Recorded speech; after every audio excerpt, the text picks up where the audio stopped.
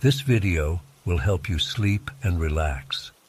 But before we begin, I would like to know which city you're from and what time you're watching this. Now, subscribe to the channel, relax, and let's begin. I was starting to feel drowsy, so I cracked the window to let in some cool night air and turned up the radio. That's when I saw the flickering lights up ahead. As I got closer, I realized it was a car on the side of the road with its hazards blinking. The front end was crumpled against a tree just off the shoulder. My heart started racing as I slowed down. Should I stop? What if someone was hurt and needed help? But it was the middle of the night on a lonely stretch of road. Every horror movie I'd ever seen flashed through my mind. I decided I couldn't just drive by if someone might be injured. I pulled over about 50 feet behind the crashed car and put on my own hazards. Grabbing my cell phone, I got out and cautiously approached. "Hello?" I called out. "Is everyone okay? Do you need help?" There was no response. As I got closer, I could see the driver's side door was open, but the car appeared empty. A chill ran down my spine. Something about this didn't feel right. I was about 10 feet from the car when I heard gravel crunching behind me. I spun around to see two men emerging from the shadows by the tree line. They were both large and muscular, wearing dark clothes. One had a baseball bat. Well, looks like we caught ourselves a good Samaritan," the one with the bat sneered. My blood ran cold as I realized I'd walked right into their trap. They had staged this whole scene to lure in unsuspecting drivers. I started backing away slowly. "Listen, guys, I don't want any trouble. I'm just going to get back in my car and leave, okay?" "Oh, I don't think so," said the other man, pulling out a knife. "Hand over your wallet and keys. Nice and easy now." My mind was racing. I knew I couldn't outrun them to my car, and even if I made it, they could easily smash the window before I got the engine started. I had to think fast. Just then, I heard a vehicle approaching. Headlights appeared in the distance, coming our way. It was like a miracle. Without thinking, I turned and sprinted toward the oncoming car, waving my arms frantically. "Help! Help!"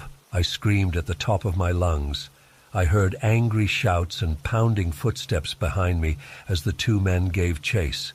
The approaching vehicle, a semi-truck as it turned out, began blaring its horn. I ran into the middle of the road, still waving and yelling. The truck wasn't slowing down. For a terrifying moment, I thought I was about to be hit.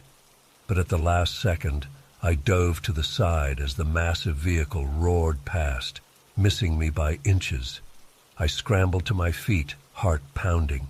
The two men had retreated back into the shadows to avoid being seen. The truck's brake lights came on as the driver finally processed what he'd seen and started to slow down. I ran after the truck, not daring to look back. "Wait! Please wait!" I yelled. Mercifully, the truck came to a stop about a quarter-mile down the road. I sprinted toward it like my life depended on it, because it probably did. As I reached the passenger side, the door swung open. "What in tarnation is going on?" demanded the grizzled old truck driver. "I damn near hit you, boy." Out of breath, I gasped out an explanation of what had happened. The driver's eyes widened as he realized how close I'd come to being robbed or worse. "Well, get in, quick," he said. "We'll call the cops once we're safely down the road a ways." I didn't need to be told twice. I clambered up into the cab, glancing nervously behind us, but there was no sign of the two men. As we pulled away, I finally allowed myself to breathe a shaky sigh of relief. "That was some quick thinking back there," the driver said. "Running out in front of me like that. Crazy, but it probably saved your life." I nodded, still too rattled to speak. We drove in silence for a few minutes as the adrenaline slowly drained from my system, leaving me feeling utterly exhausted. "I'm John, by the way," the driver finally said. "Tom," I replied, "and thanks. I don't even want to think about what might have happened if you hadn't come along when you did." John grunted.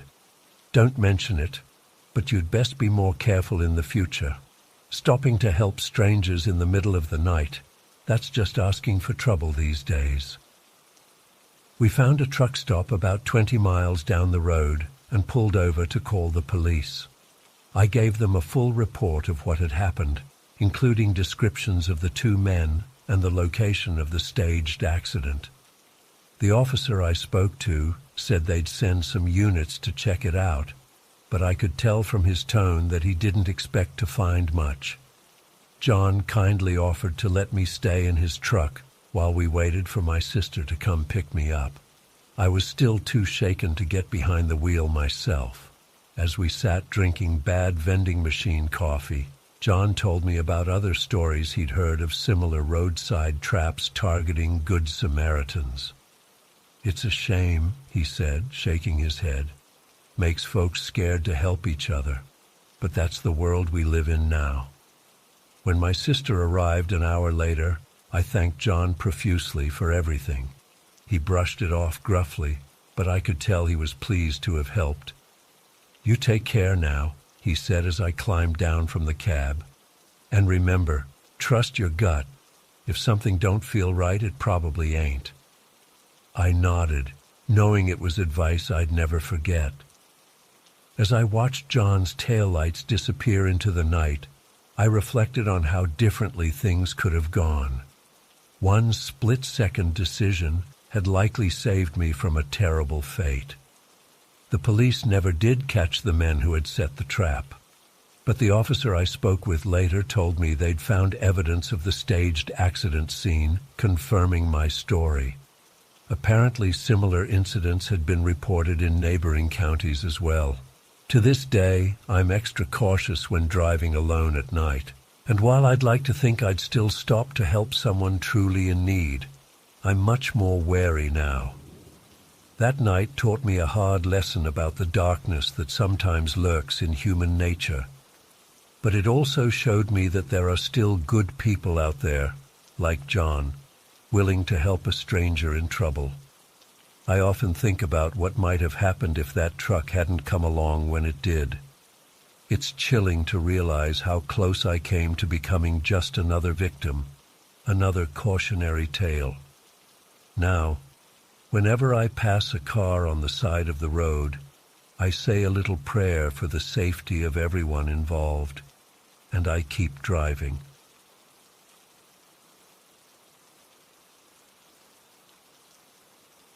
"Hey man, I really need to stop soon," I said to Jake. "I'm about to fall asleep at the wheel here." Jake nodded groggily. "Yeah, me too. Let's find somewhere to pull over and rest for a bit." We drove for another 15 minutes or so before finally spotting a sign for a rest stop coming up. I breathed a sigh of relief as I took the exit. The rest area was set back from the highway, surrounded by dense woods. As we pulled into the dimly lit parking lot, I noticed there were only a couple other cars there, an old pickup truck and a beat-up sedan. I parked near the restroom building and cut the engine. The silence was eerie after hours of road noise. Jake and I sat there for a moment, neither of us eager to get out of the safety of the car. "This place is kinda creepy," Jake muttered. I laughed nervously. "Yeah, definite horror movie vibes, but I really gotta pee, so..." We reluctantly climbed out of the car, stretching our stiff limbs. The air was chilly and damp. Gravel crunched under our feet as we made our way to the restrooms. I finished up quickly and was washing my hands when I heard the bathroom door open behind me. In the mirror, I saw two men enter. They were both tall and burly, wearing dark clothes and baseball caps pulled low over their eyes. A chill ran down my spine. Something about them immediately set off alarm bells. I dried my hands and turned to leave, keeping my eyes down. As I reached for the door, one of the men stepped in front of me, blocking my path. "Where you headed, buddy?" he asked in a low, menacing voice. My heart started racing. Just, back to my car, I stammered. My friend's waiting for me. The man chuckled darkly. I don't think so. You're coming with us. That's when I noticed the gun in his hand, partially concealed by his jacket. Pure terror flooded through me. This couldn't be happening. Look, take my wallet, my phone, whatever you want, I said, my voice shaking. Just let me go. The second man spoke up. We don't want your shit. We want you. My mind was reeling. Were they going to rob me, kidnap me, kill me? I felt paralyzed with fear. The first man grabbed my arm roughly. Let's go, and don't try anything stupid. They started dragging me towards the door. I tried to dig in my heels, but they were much stronger than me. As we exited the bathroom, I desperately scanned the parking lot, praying Jake was still out there. To my immense relief, I spotted him leaning against our car, looking at his phone. Our eyes met, and his expression immediately changed to one of confusion and concern. Jake, run, I yelled. They have a gun. Everything happened so fast after that. Jake's eyes widened in shock, then narrowed with determination. He bent down and scooped up a large rock from the gravel. In one fluid motion, he hurled it directly at the man holding the gun. The rock struck him square in the face with a sickening crunch. He cried out in pain and staggered backwards, losing his grip on me. His gun clattered to the ground. I took advantage of the momentary chaos and wrenched myself free from the other man's grasp. I sprinted towards Jake and our car as fast as I could. Behind me, I heard angry shouts and pounding footsteps. Jake had already jumped in the driver's seat and started the engine. I dove into the passenger side, slamming the door shut just as one of the men reached us. He pounded on the window, his face contorted with rage. Go! Go! Go! I screamed. Jake floored it, peeling out of the parking lot. Gravel sprayed up behind us as we fishtailed onto the access road. In the rearview mirror, I saw the men running back to their truck. Holy shit, Jake gasped as we merged onto the highway. What the hell just happened?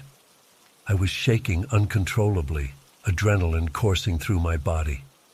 I don't know, I stammered. Those guys, they came into the bathroom and grabbed me. They had a gun. I think they were trying to kidnap me or something. Jake's knuckles were white on the steering wheel. Jesus Christ, are you okay? Did they hurt you? I took stock of myself, still in shock. No, I don't think so. Just scared out of my mind. If you hadn't been there. I trailed off, not wanting to think about what might have happened. Jake reached over and squeezed my shoulder. It's okay, man. We got away. You're safe now. I nodded mutely, trying to calm my racing heart. We drove in tense silence for a while, both scanning the road behind us for any sign of pursuit. After about 20 minutes with no headlights following us, we started to relax slightly. Should we call the police? Jake asked. I considered it, but shook my head. And tell them what? We don't even know what county we're in, and we didn't get a good look at the guys or their license plate. I just want to get home. Jake nodded in understanding. We drove through the rest of the night, only stopping once to get gas at a brightly lit station right off the highway. Neither of us wanted to risk pulling over anywhere isolated again. As the sun began to rise, painting the sky in soft pinks and oranges, we finally reached our hometown. Jake dropped me off at my apartment, making sure I got inside safely before heading home himself. I collapsed onto my bed, utterly drained. But even though I was exhausted, I couldn't sleep. Every time I closed my eyes, I saw those men's menacing faces. I kept replaying the events in my mind, imagining all the horrible outcomes that could have happened. Why did they target me? What did they want? The questions swirled endlessly in my head.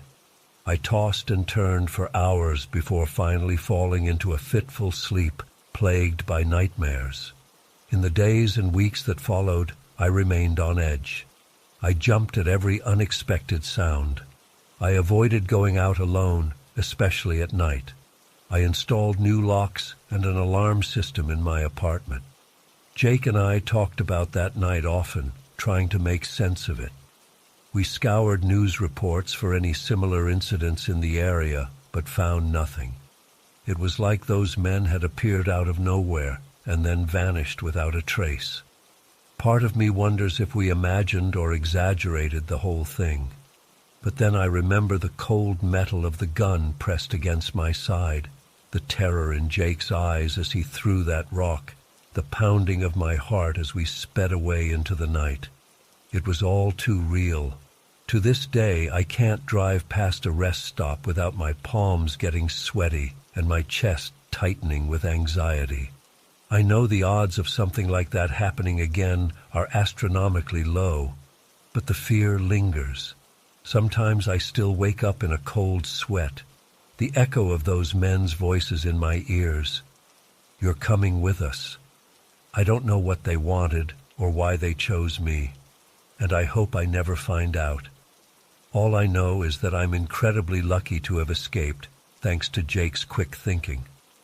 I try to focus on that, on the fact that I survived, that I'm safe now. But a small part of me will always be looking over my shoulder, wondering if danger is lurking just around the corner. I've never shared this story publicly before. It still feels surreal, like something out of a movie rather than my actual life. But I needed to get it off my chest. Writing it all out has been cathartic in a way. To anyone reading this, please be careful out there.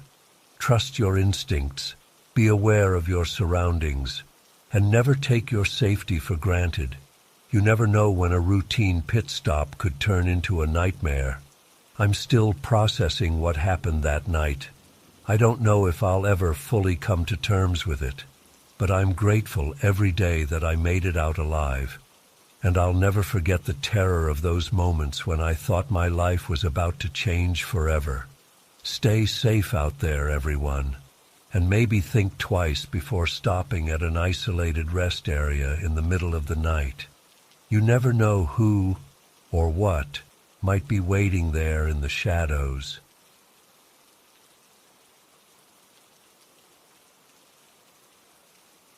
When the car pulled up, I quickly got in the back seat without paying much attention. "Hi, I'm Rachel," I said absently, focused on my phone. The driver grunted in response and started driving. It wasn't until about 10 minutes later that I realized something was off. I glanced up and noticed we were heading out of the city, away from my apartment. I think you might have taken a wrong turn," I said hesitantly. "My place is actually back that way." The driver didn't respond or slow down. A chill ran through me as I realized he was deliberately ignoring me. I tried to stay calm, telling myself there must be some misunderstanding. "Sir, did you hear me? We're going the wrong way." Still no response. My heart started racing as panic set in. I pulled up the map on my phone, confirming we were now miles off course and headed into an isolated area. "Stop the car right now," I said forcefully. "Let me out immediately or I'm calling the police." The driver finally spoke, his voice cold and threatening. "Put the phone down and shut up if you know what's good for you." Terror gripped me as I realized this wasn't a mistake. I was being kidnapped. I frantically tried to open the door, but the child locks were on.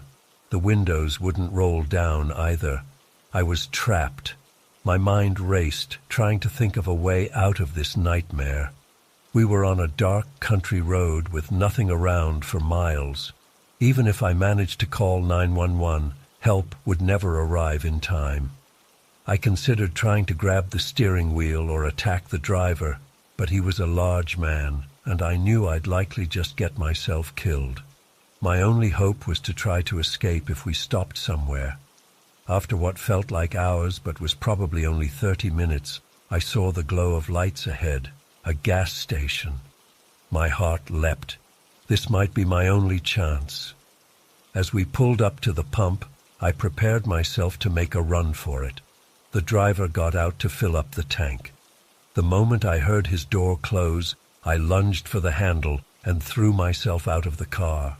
I sprinted towards the convenience store, screaming at the top of my lungs.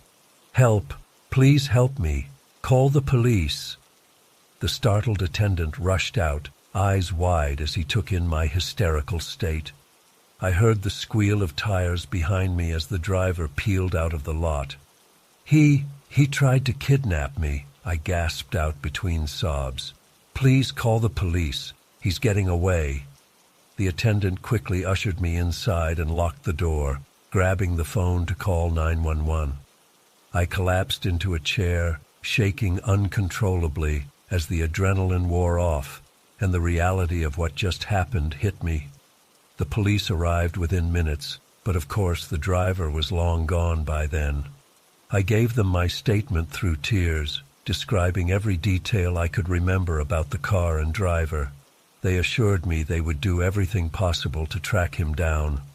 One of the officers drove me home, following me inside to make sure my apartment was secure. I spent the rest of the night huddled on my couch, jumping at every little sound.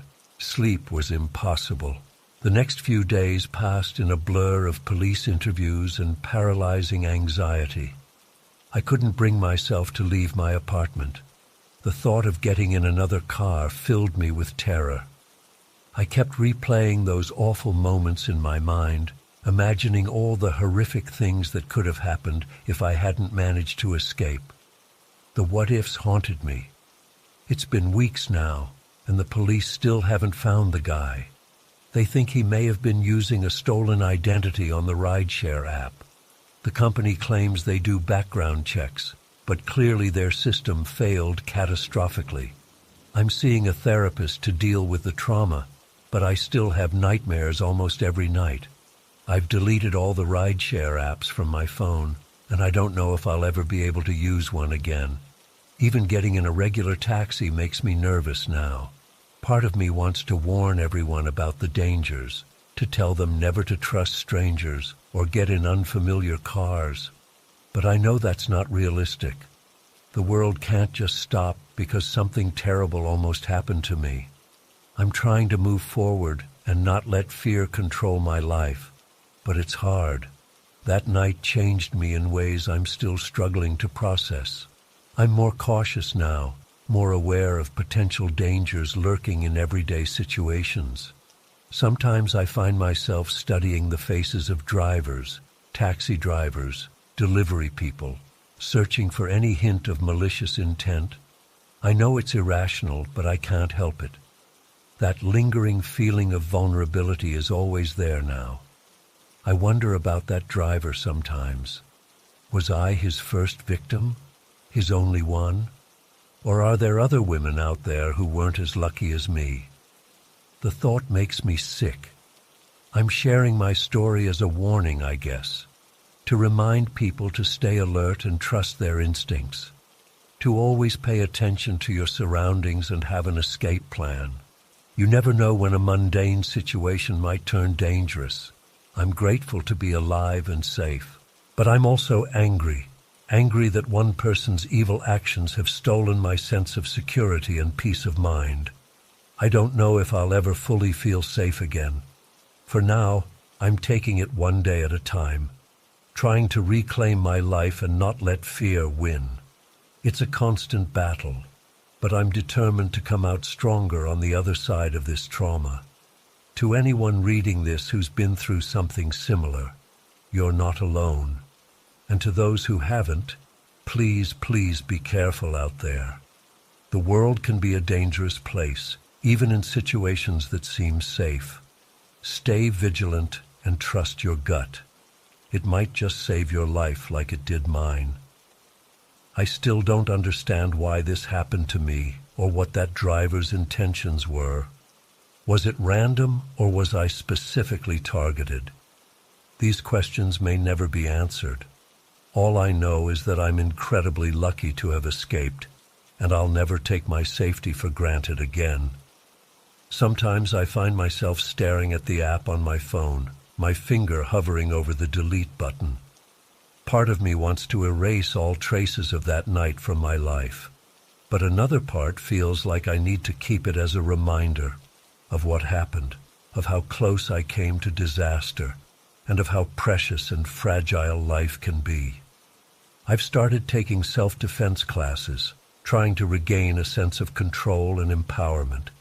It helps a little, but I know deep down that no amount of training could have prepared me for that situation. The element of surprise and the confined space of the car left me with few options. Friends have suggested I get a car of my own, but the thought of driving alone at night terrifies me now. I've become reliant on colleagues and friends for rides, always making sure someone knows where I am and who I'm with. The hardest part is the unpredictability of the flashbacks. I'll be fine one moment, and the next I'm right back in that car, feeling the panic and helplessness wash over me. A car backfiring, the smell of gasoline, even seeing a rideshare sticker in a window.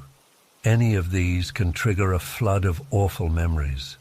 I've started volunteering with a local organization that supports survivors of violence and trauma. Helping others has become a way for me to process my own experience and find some meaning in what happened. It doesn't erase the pain, but it gives me purpose.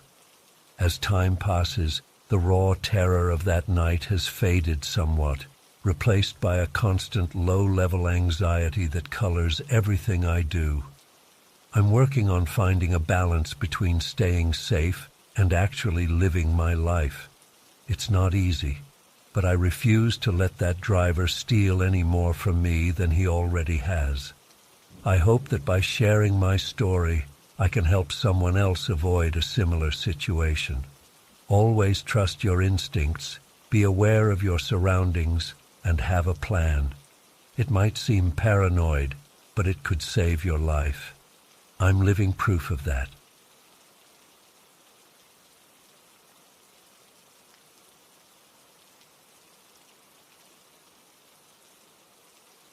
The rest area was pretty deserted when I arrived, just a couple of semi-trucks parked off to the side. I pulled into a spot near the restroom building, set an alarm on my phone for 30 minutes, and settled in to catch some shut-eye. I must have been more exhausted than I realized, because I zonked out almost immediately.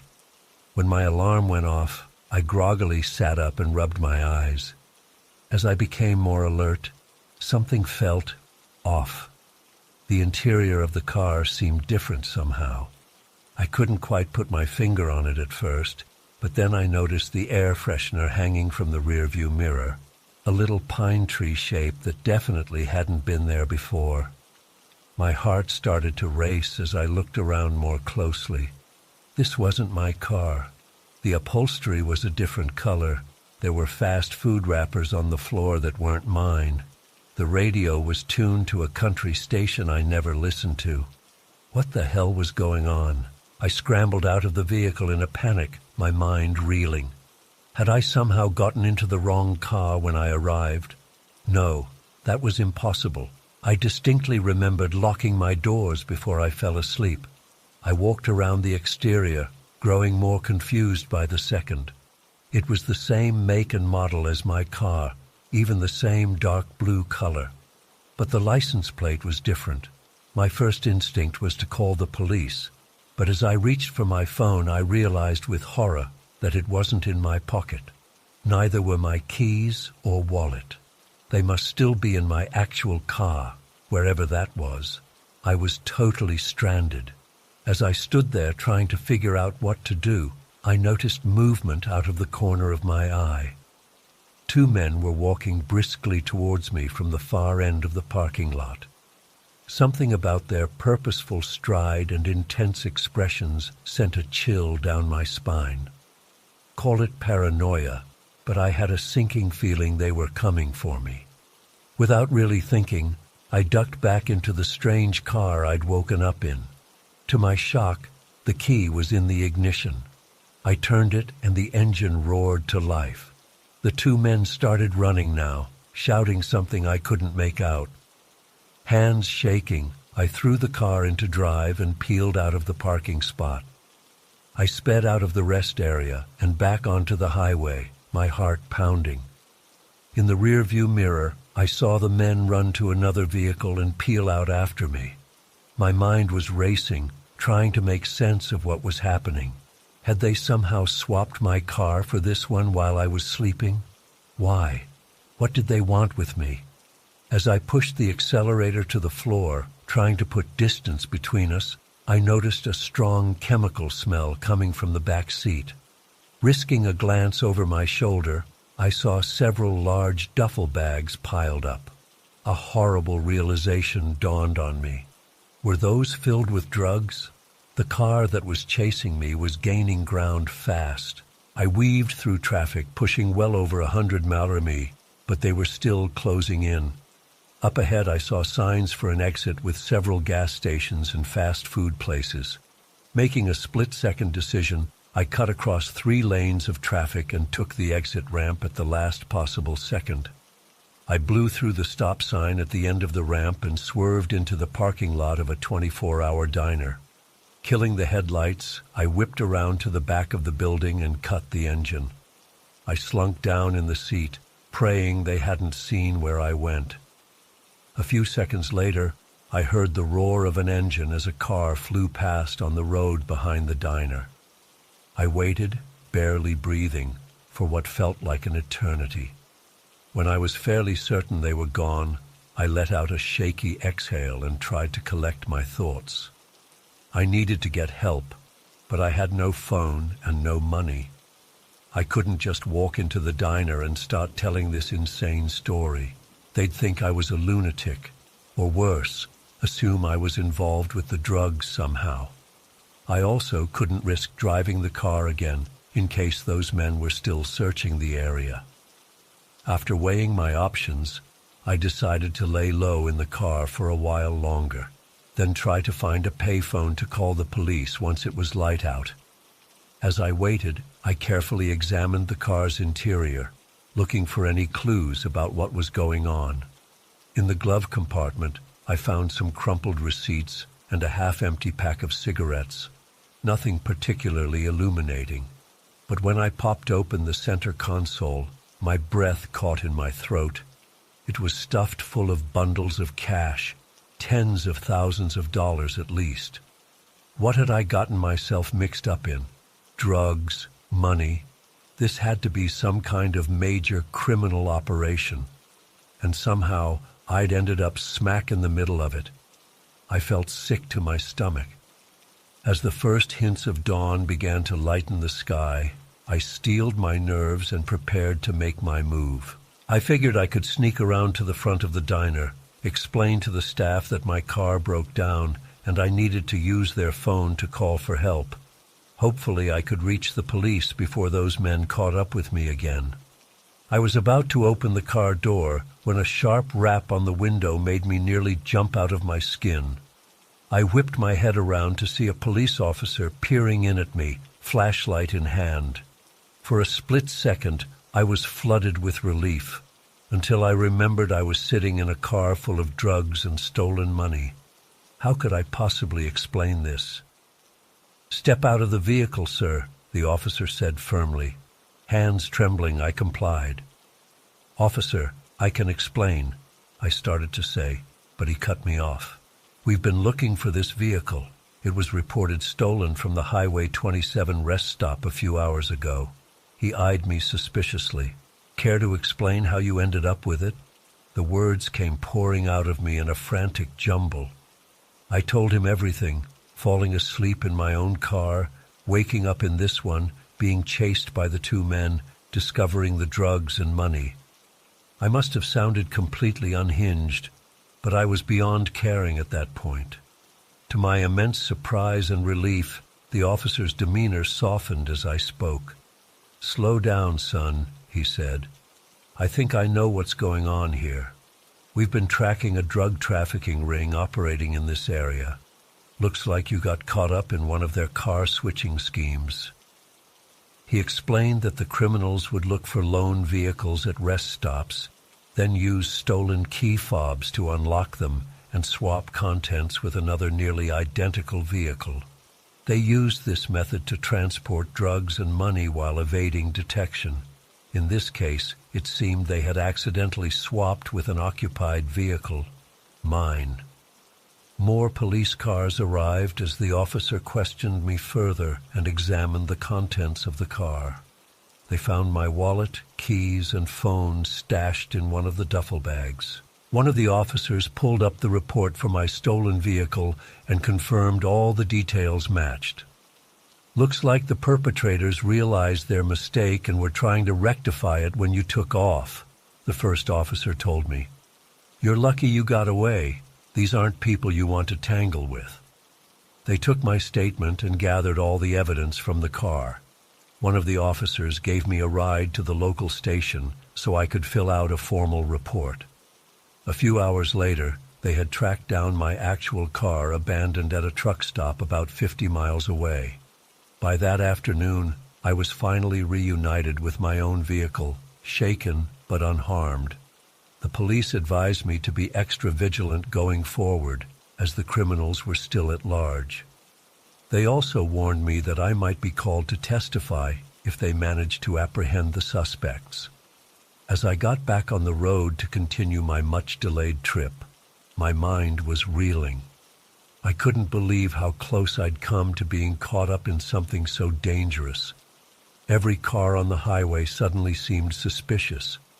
I found myself checking my rearview mirror obsessively, half expecting to see those two men appear again at any moment. It's been a few months now, and the police still haven't made any arrests in the case.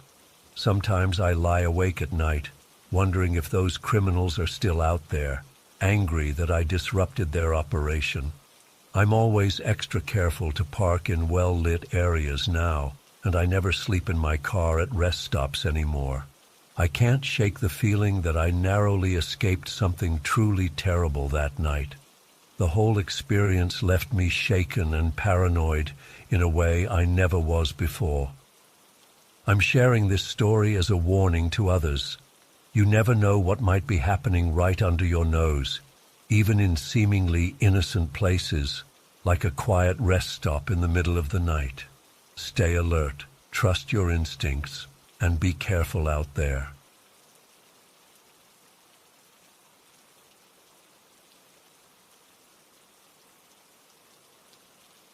I was starting to feel drowsy, so I rolled down the window to let the cool night air help keep me alert. That's when I first noticed the flashing lights up ahead. As I got closer, I could see what looked like road construction signs and orange cones funneling traffic into a single lane. A man in a reflective vest was standing by the cones, waving a flashlight to direct me. I slowed down, thinking it was odd to have road work going on in the middle of the night, but figured they must be trying to avoid disrupting daytime traffic. The man gestured for me to roll down my window as I approached. "Sorry for the inconvenience, sir," he said.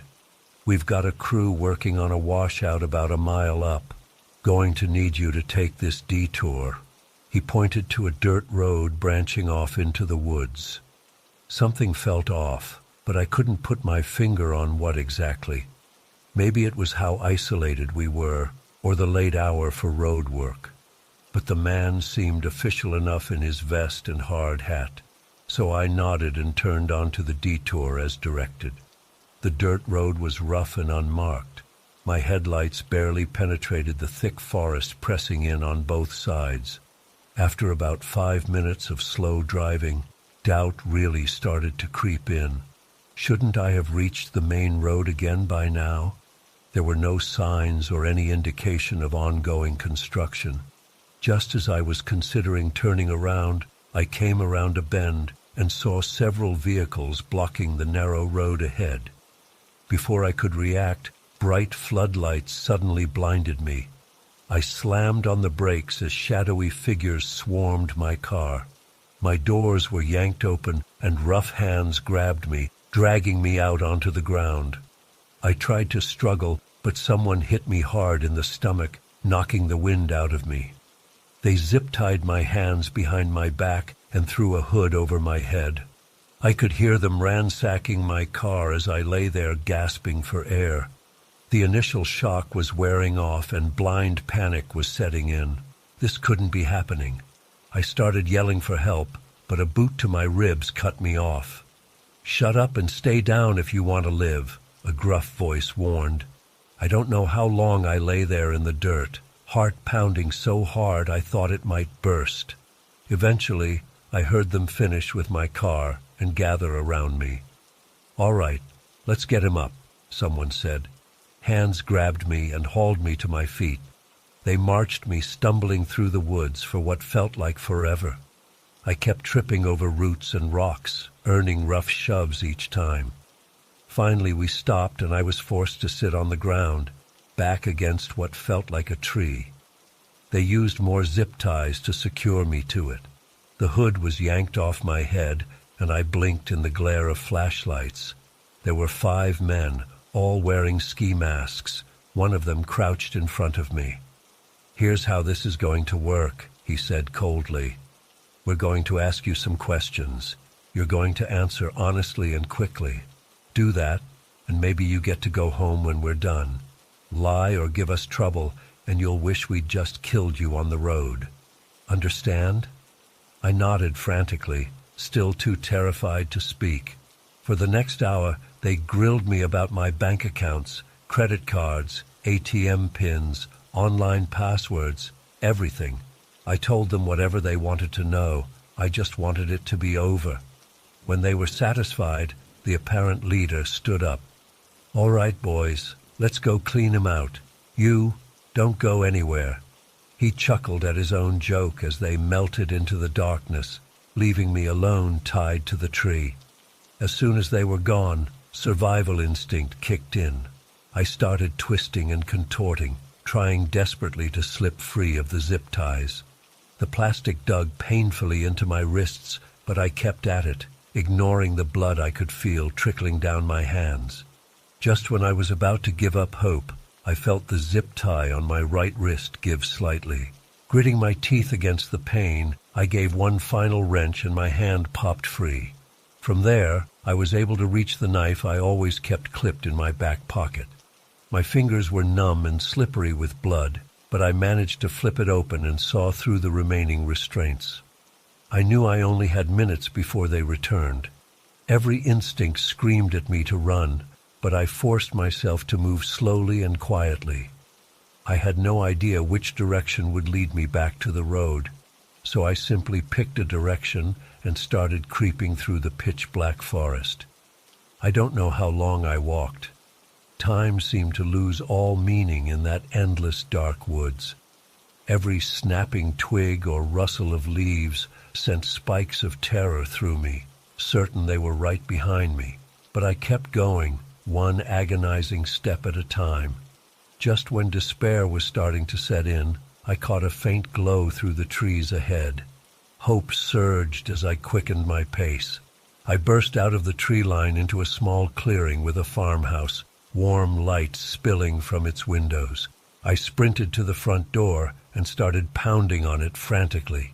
"Help! Please, someone help me!" After what felt like an eternity, the porch light flicked on and the door cracked open. An elderly man peered out suspiciously. "Please," I gasped, "I've been kidnapped. They're after me. I need help." He took in my wild appearance, clothes torn and dirty, hands bloody from the zip ties. His eyes widened, and he quickly ushered me inside, locking the door behind us. "Martha," he called out, "call the sheriff now." The next few hours passed in a blur. Police swarmed the area but found no trace of my attackers. They took my statement and had paramedics check me over. The kind elderly couple, John and Martha, insisted I stay with them until my family could come get me in the morning.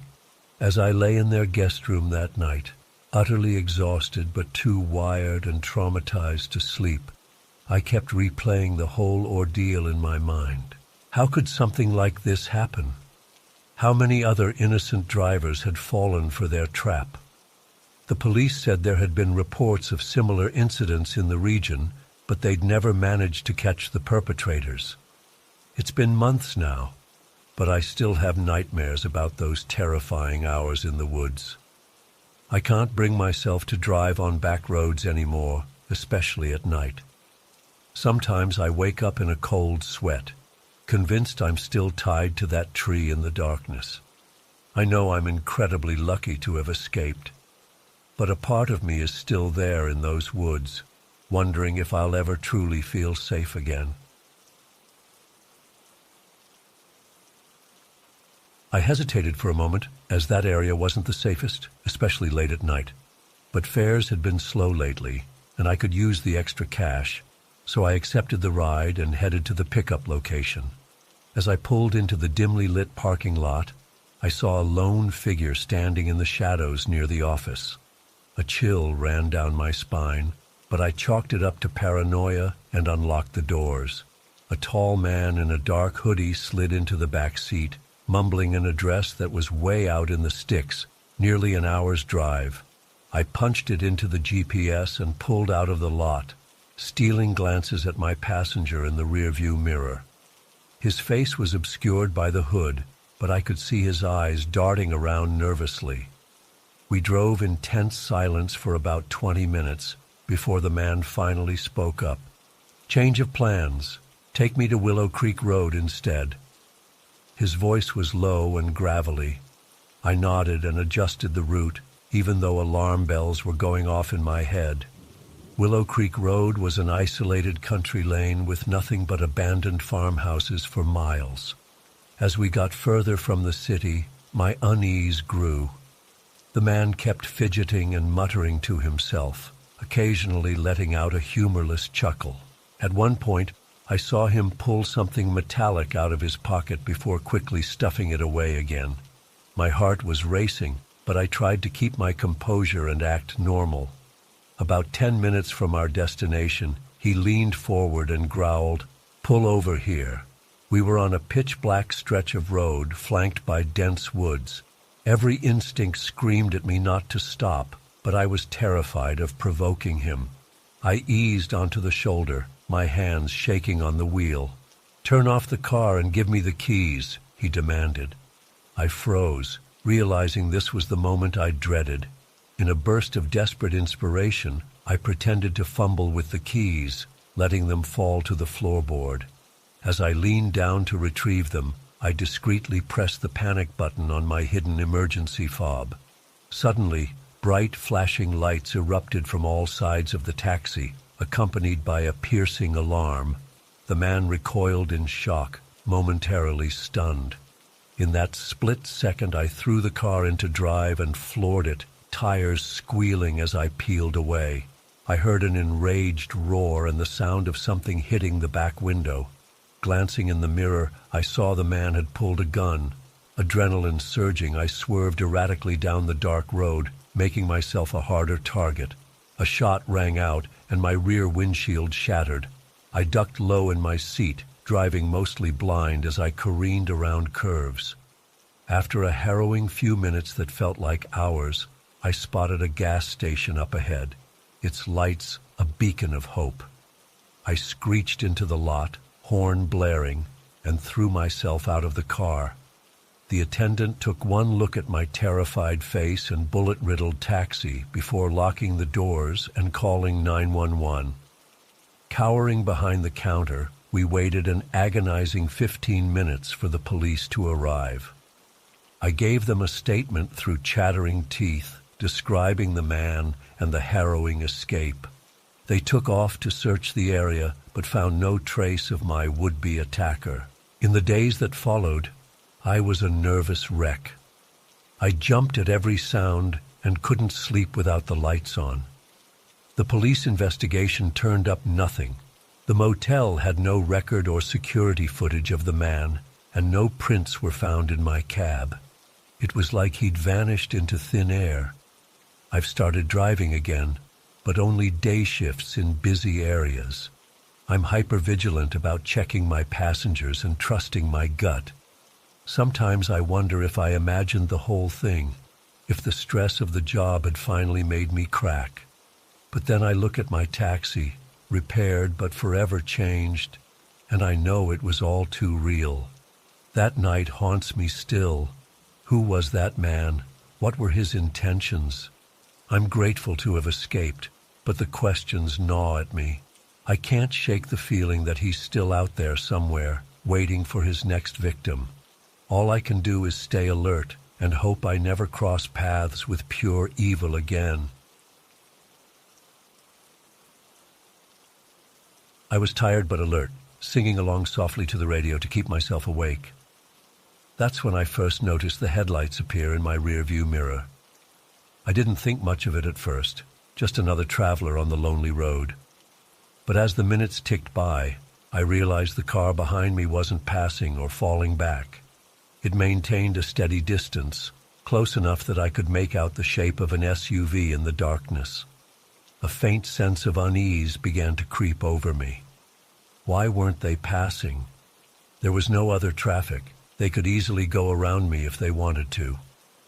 I increased my speed slightly, but the SUV sped up to match. My palms started to sweat on the steering wheel. I told myself I was being paranoid. It was probably just someone heading to the same area as me. But something about the way they hugged my bumper made the hairs on the back of my neck stand up. I couldn't shake the feeling that I was being deliberately followed. To test my theory, I slowed down considerably, well below the speed limit. The SUV slowed right along with me, maintaining that same unnervingly close distance. My heart started to race. This definitely wasn't normal driving behavior. I sped back up, pushing 10 over the limit now. The SUV accelerated smoothly, never letting me increase the gap between us. Panic began to set in as I realized this person was intentionally staying on my tail. But why? What did they want? My mind raced through possibilities, each more terrifying than the last. Was it a serial killer looking for a victim? A group of criminals planning to run me off the road and rob me? I'd heard stories of people being followed and attacked on isolated stretches of highway. I never thought it would happen to me. I fumbled for my phone with shaking hands, thinking to call 911. But there was no signal out here in the sticks. I was on my own. Adrenaline surged through me as fight-or-flight instincts kicked in. I pressed down hard on the accelerator, the engine roaring as I shot forward. But it was no use. The SUV easily kept pace, those menacing headlights filling my mirrors. I started scanning desperately for any signs of civilization, praying for a gas station or even a house where I could pull in. But there was nothing but empty fields and forest on either side of the road, stretching endlessly into the night. Sweat trickled down my back as I white-knuckled the steering wheel. How long had they been following me now? 15 minutes? 30? It felt like hours. The once comforting darkness now felt sinister and oppressive. I flinched as the SUV suddenly swerved slightly, as if the driver had nodded off. Were they toying with me, trying to scare me into making a mistake? My mind conjured images of masked figures with weapons just waiting for me to lose control. Tears of fear and frustration welled in my eyes. I felt so helpless, like a mouse being stalked by a cat. There was nowhere to go, nowhere to hide out here in the middle of nowhere. Just when I thought I couldn't take the tension anymore, I spotted a glow on the horizon. Lights! My heart leapt with hope. As I got closer, I made out the illuminated sign of a 24-hour truck stop. I'd never been so happy to see a gas station in my life. I took the exit at the last second, tires squealing.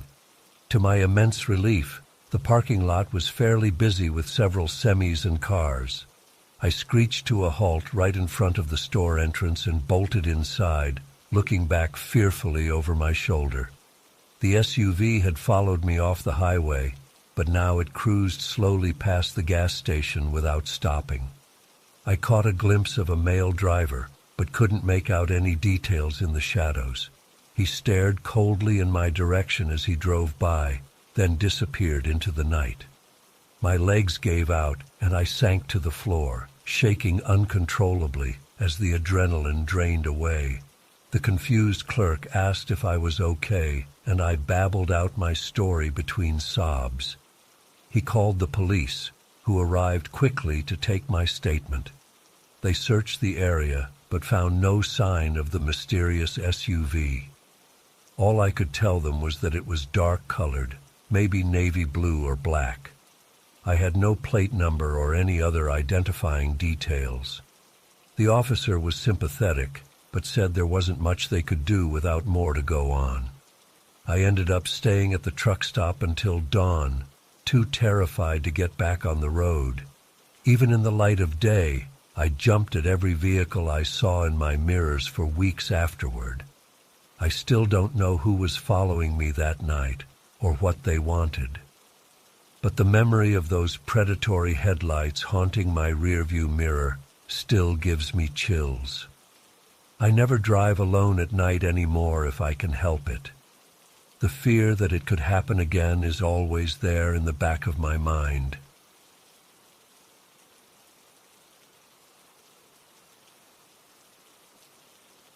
The car screeched to a halt, and I sat there for a moment, hands shaking on the steering wheel as I tried to process what had just happened. I'd nearly hit someone. They could have been killed. I took a few deep breaths to calm myself, then opened the car door to check if the person was okay. "Hello?" I called out tentatively as I stepped onto the road. "Are you all right? I'm so sorry I didn't see you there." At first, I didn't see anyone. The road appeared empty in both directions. But then I caught a glimpse of movement in my peripheral vision. A man was standing at the edge of the trees, partially hidden in shadow. Something about his posture seemed off. He was hunched over slightly, head tilted at an odd angle. "Sir? Are you hurt?" I took a few steps towards him, squinting to try and make out his features in the darkness. Suddenly, he lunged at me with shocking speed. Before I could react, he slammed into me with incredible force, knocking me to the ground. The back of my head cracked against the pavement, and for a moment my vision went dark. When I could see again, the man was on top of me. In the faint glow from my headlights, I could finally see his face clearly. His eyes were wide and crazed, teeth bared in a snarl. With a jolt of terror, I realized he was trying to bite me. I barely managed to get my arm up in time to block him. His teeth sank into my forearm, and I screamed in pain. Adrenaline surged through me as I fought to push him off. He was inhumanly strong, pinning me down effortlessly. I thrashed and bucked, but couldn't break free. His face came at me again, snapping and growling like a rabid animal. I turned my head away just in time to avoid his teeth closing on my throat. In desperation, I remembered the car keys still clutched in my hand. I swung my fist up and jabbed the keys into the side of his head as hard as I could. He let out an inhuman shriek and recoiled. Taking advantage of his momentary distraction, I shoved him with all my strength and managed to scramble out from under him. I scrambled to my feet and sprinted for the car, heart pounding in my ears. I could hear him right behind me, snarling and panting. Just as I reached for the door handle, he grabbed the back of my jacket. I spun around, swinging the keys wildly. They raked across his face, leaving deep, bloody furrows. He staggered back, howling in pain. I dove into the driver's seat and slammed the door, fumbling to get the key in the ignition with shaking hands. The engine roared to life just as the man hurled himself at the car. His face appeared in the window, contorted with inhuman rage. He pounded on the glass with shocking strength. I was sure it would shatter at any moment. Throwing the car into drive, I floored the accelerator. The tires squealed as I peeled away, nearly losing control on the curve. In the rearview mirror, I saw the man chasing after the car with unnatural speed. but gradually he fell behind and disappeared into the darkness. I didn't slow down until I reached the main highway. My hands were shaking so badly I could barely keep hold of the steering wheel. My mind was reeling, trying to make sense of what had just happened. It felt like a nightmare, but the throbbing pain in my arm where he'd bitten me confirmed it was horribly real. When I finally reached home, I sat in the driveway for a long time, unable to bring myself to get out of the car. Every shadow seemed to conceal lurking danger. Eventually, I gathered the courage to make a dash for the front door, locking it securely behind me. I spent a sleepless night huddled on the couch with all the lights on, jumping at every little sound. As soon as the sun rose, I went to the police station to report what had happened. The officer listened to my story with growing skepticism. I could tell he thought I was either drunk or crazy. "So you're saying some random guy tried to eat you on a deserted road in the middle of the night?" he asked, eyebrow raised. "I know how it sounds," I said desperately, "but I swear it's true. Look at my arm." I pulled up my sleeve to show him the bite mark. To my shock, there was nothing there, not even a bruise. I stared at my unmarked skin in disbelief. The officer sighed. "Sir, I think you may have fallen asleep at the wheel and had a vivid nightmare. It happens sometimes when people are overly tired. I'm glad you're okay, but please be more careful driving late at night." I left the station in a daze, doubting my own sanity. Had it really all been a dream? But it had felt so viscerally real. I could still feel phantom pain where I'd been bitten, still smell the man's foul breath. Over the next few days, I tried to convince myself it had just been a stress-induced hallucination, but I couldn't shake the lingering fear. I found myself avoiding driving at night, always taking the long way home to stay on well-lit main roads. About a week later, I was reading the local newspaper when a small article caught my eye. There had been a series of violent attacks in nearby towns, all following a similar pattern. Victims reported being assaulted by a man who tried to bite them. Police were warning people to be cautious, especially on isolated roads at night. My blood ran cold as I read the details. It hadn't been a dream after all. That thing was still out there, attacking other innocent people. I considered going back to the police, but what could I tell them?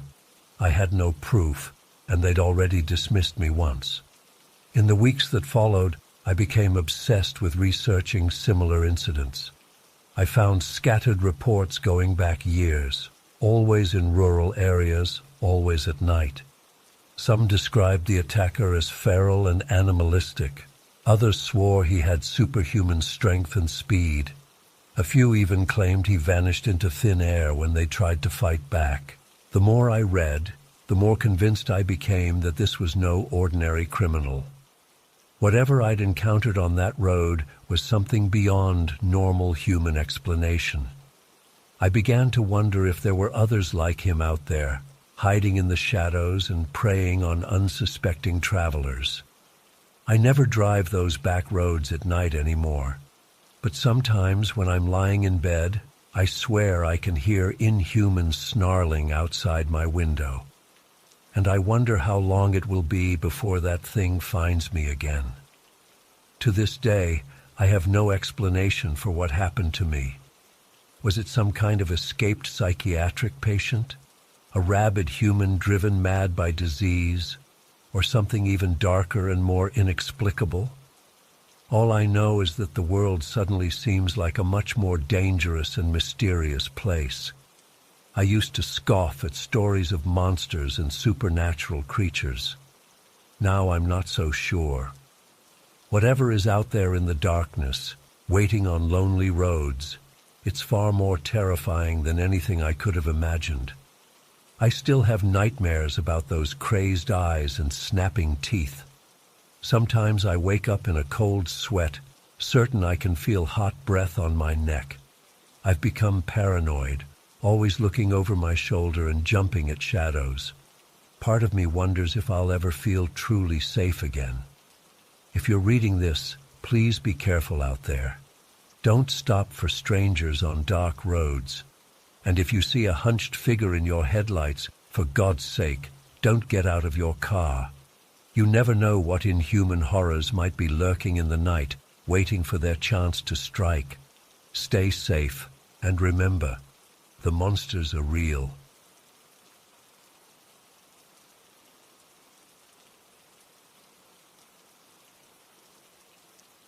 I was exhausted but excited as we piled into Jake's old SUV for the long drive home. The five of us, Jake, Megan, Chris, Emily, and myself, had spent the weekend camping in the mountains, disconnecting from technology and reconnecting with nature and each other. As we pulled onto the winding forest road, the sun was already setting, casting long shadows through the trees. We chatted and laughed, reliving the highlights of our trip as Jake navigated the twisting route. The headlights cut through the growing darkness, illuminating the road ahead. As night fell completely, the forest pressed in close on both sides, creating a claustrophobic tunnel effect. A few hours into the drive, we rounded a bend, and Jake suddenly slammed on the brakes, jolting us all forward. "What the hell?" Chris exclaimed from the back seat. In the headlights, we could see a massive tree trunk blocking the entire road. It must have fallen recently. There were still leaves clinging to the branches. "Damn, looks like we'll have to move it," Jake said with a sigh, putting the car in park. He and Chris got out to assess the situation. The rest of us stretched our legs, standing around the SUV. The night was eerily quiet, except for the chirping of crickets. I had an uneasy feeling in the pit of my stomach. Suddenly, dark figures emerged from the forest on both sides of the road. Before we could react, they were upon us. I caught a glimpse of ski masks and guns before rough hands grabbed me. Someone shoved a rag in my mouth and started binding my wrists behind my back. Megan screamed, but was quickly silenced. I heard the sounds of a scuffle as the guys tried to fight back, followed by dull thuds and groans of pain. Within moments, we were all subdued. Heart pounding, I was shoved face first against the SUV. One of the attackers roughly patted me down, taking my phone and wallet. Through my peripheral vision, I could see the others receiving the same treatment. "Let's move," a gruff voice ordered. "Get them in the van." I was manhandled around to the back of a windowless van I hadn't noticed before. The rear doors were open and I was unceremoniously tossed inside. One by one, my friends joined me, landing in a tangle of limbs. The doors slammed shut, plunging us into darkness. The van lurched into motion, jostling us around in the back. I could hear muffled sobs. I think it was Emily. I tried to calm my racing thoughts and take stock of the situation. My hands were bound tightly behind my back, and my mouth was still gagged. I couldn't see anything in the pitch blackness. We drove for what felt like hours, though it was probably only 30 minutes or so. Finally, the van came to a stop.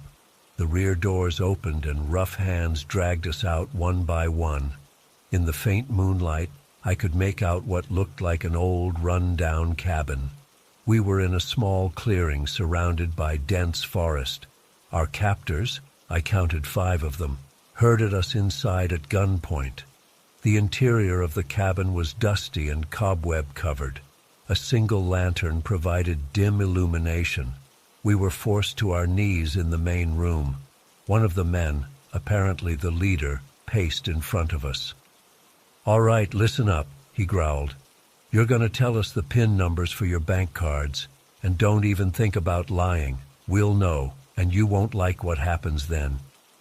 He yanked the gag out of Jake's mouth first. Jake sputtered and coughed before answering in a shaky voice. One by one, they went down the line, removing our gags and demanding our PINs. I racked my brain, trying to come up with a fake number that wouldn't be obviously false.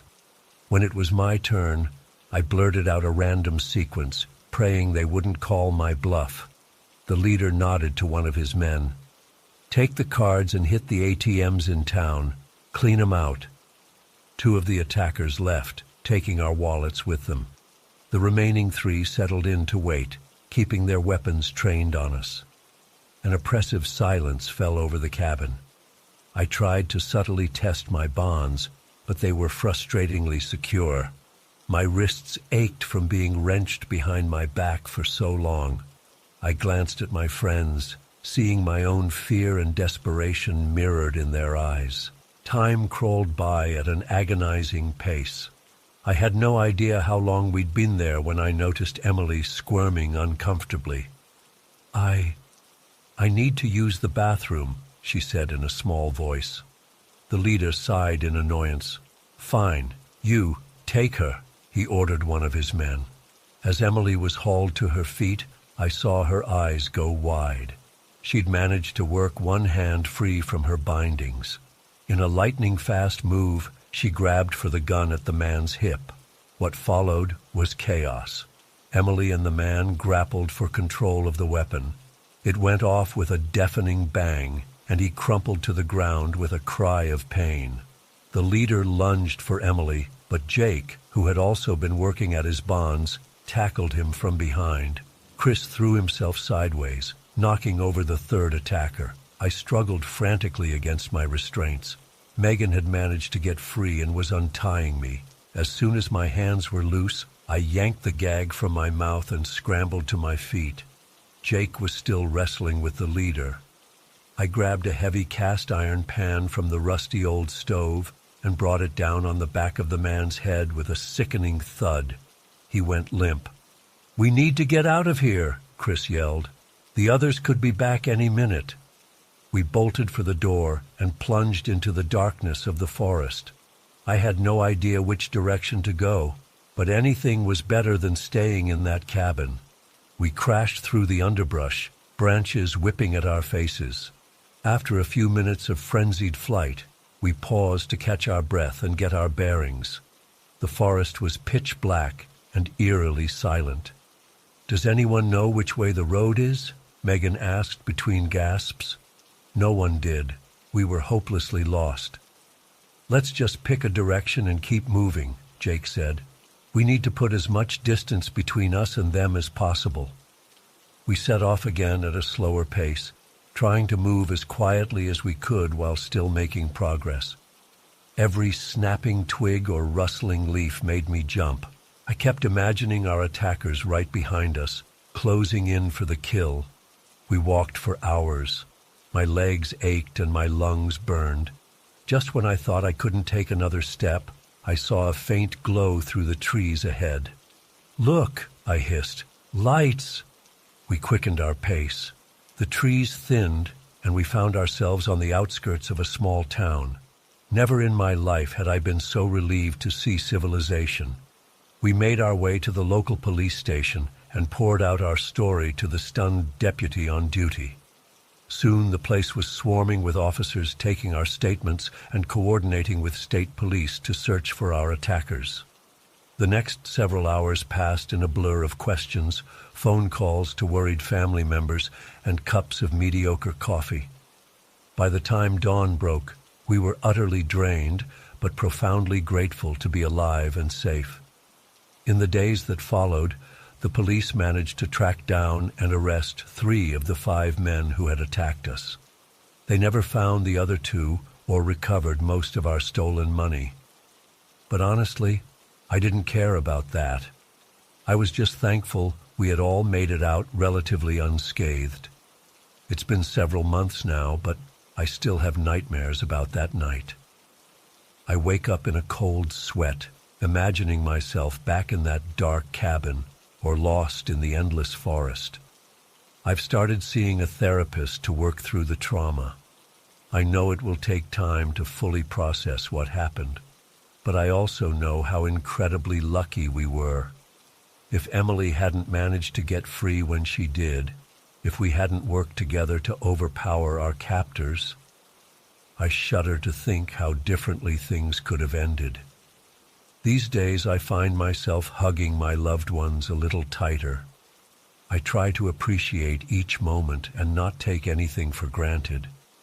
Life is precious and can change in an instant. That's the lesson I carry with me, a silver lining to the terrifying ordeal we endured.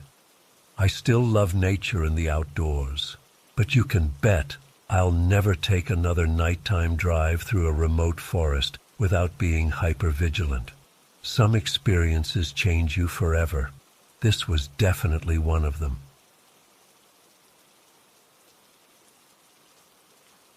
I was staying at my dad's old house, a rundown place on the outskirts of town that had seen better days. It was eerie being there alone, surrounded by my father's belongings, but without his presence. The house creaked and groaned, settling in the cool Tasmanian night. I tried to distract myself by sorting through some of Dad's things, figuring out what to keep and what to donate. As night fell, I heated up some leftover pasta and settled in to watch TV. The house felt too quiet, too empty. Every little noise made me jumpy. I kept thinking I heard footsteps or voices outside, but when I'd look out the window, there was nothing there, just darkness and the faint outline of trees swaying in the breeze. Around 11 p.m., I decided to try and get some sleep. I was exhausted from the stress of the move and travel. As I lay in bed staring at the ceiling, I couldn't shake the feeling of unease. Something felt off, but I couldn't put my finger on what it was. Just as I was starting to drift off, I heard it, clear as day. Footsteps on the back porch. My eyes flew open, and I held my breath, straining to listen. There it was again, the unmistakable sound of someone walking, trying to be quiet, but not quite succeeding. My heart started racing. I slowly got out of bed, trying not to make a sound. I crept to the window and peeked out, but I couldn't see anyone. The moonlight cast eerie shadows across the yard, playing tricks on my eyes. Then I heard another noise that made my blood run cold, the sound of metal scraping against metal. It was coming from the shed where my dad kept his tools. Someone was trying to break into the locked toolbox. I fumbled for my phone with shaking hands, trying to decide what to do. Should I confront them? Try to scare them off? What if they were armed? I didn't know the area well or have any neighbors nearby to call for help. I dialed 000, my heart pounding so loud I could barely hear the operator. I whispered that I thought someone was breaking into my father's shed. They told me to stay inside and lock the doors, that officers were on the way. Those next 15 minutes were the longest of my life. I cowered in the hallway, away from windows, straining to hear any sounds of the intruder. The noises from the shed had stopped, but I was terrified they might try to break into the house next. Finally, I saw the flash of police lights coming up the driveway. Relief washed over me, but it was short-lived. What if the intruder was still out there? 2 officers searched the property thoroughly while I waited anxiously inside. They found signs that someone had tried to force open the toolbox, but there was no one around. They took my statement and said they'd increase patrols in the area. After they left, I couldn't bring myself to go back to sleep. I sat up all night with all the lights on, jumping at every little sound. My mind raced with possibilities. Who would try to break in on Christmas Eve? Was it just local teens looking for something to steal, or something more sinister? As the sun rose on Christmas morning, I felt utterly drained. The house that had once been my father's sanctuary now felt tainted, unsafe. I couldn't shake the feeling of violation, of vulnerability. I called my sister and told her what happened. She insisted I come stay with her family for the rest of my trip. I gladly accepted, not wanting to spend another night in that empty house. As I packed up to leave, I realized how quickly things can change. In just one night, my childhood home had transformed from a place of memories to a source of fear. The incident was a stark reminder of how vulnerable we can be, especially in rural areas where help isn't always close by. I often think back to that night and wonder what might have happened if I hadn't heard those footsteps. Would they have broken in? What were they really after? The uncertainty still haunts me. That Christmas Eve changed me. I became much more vigilant about home security, always double-checking locks and installing security systems. I also gained a new appreciation for the peace of mind that comes from having neighbors and a community around you. In the end, we never found out who tried to break in that night. The police speculated it was probably local teenagers looking for tools to steal, taking advantage of an obviously empty house. But part of me wonders if it was something else, someone who knew my father wasn't there, who thought the house would be an easy target. The experience taught me that sometimes the scariest things are the ones we can't fully explain or resolve. That night in Tasmania left me with questions I'll probably never have answers to. But it also showed me how quickly our sense of safety can be shattered, and how important it is to trust our instincts when something doesn't feel right. As I flew back to Brisbane a few days later, I felt a mix of relief and lingering unease. I was glad to be going home, but I knew I'd never look at my father's house the same way again. It was no longer just the place where I grew up. It was now the site of one of the most terrifying nights of my life. In the years since, I've tried to focus on the positive memories of that house rather than the fear from that one night. But every Christmas Eve, I can't help but remember the sound of those footsteps and the realization that sometimes the things that go bump in the night are all too real.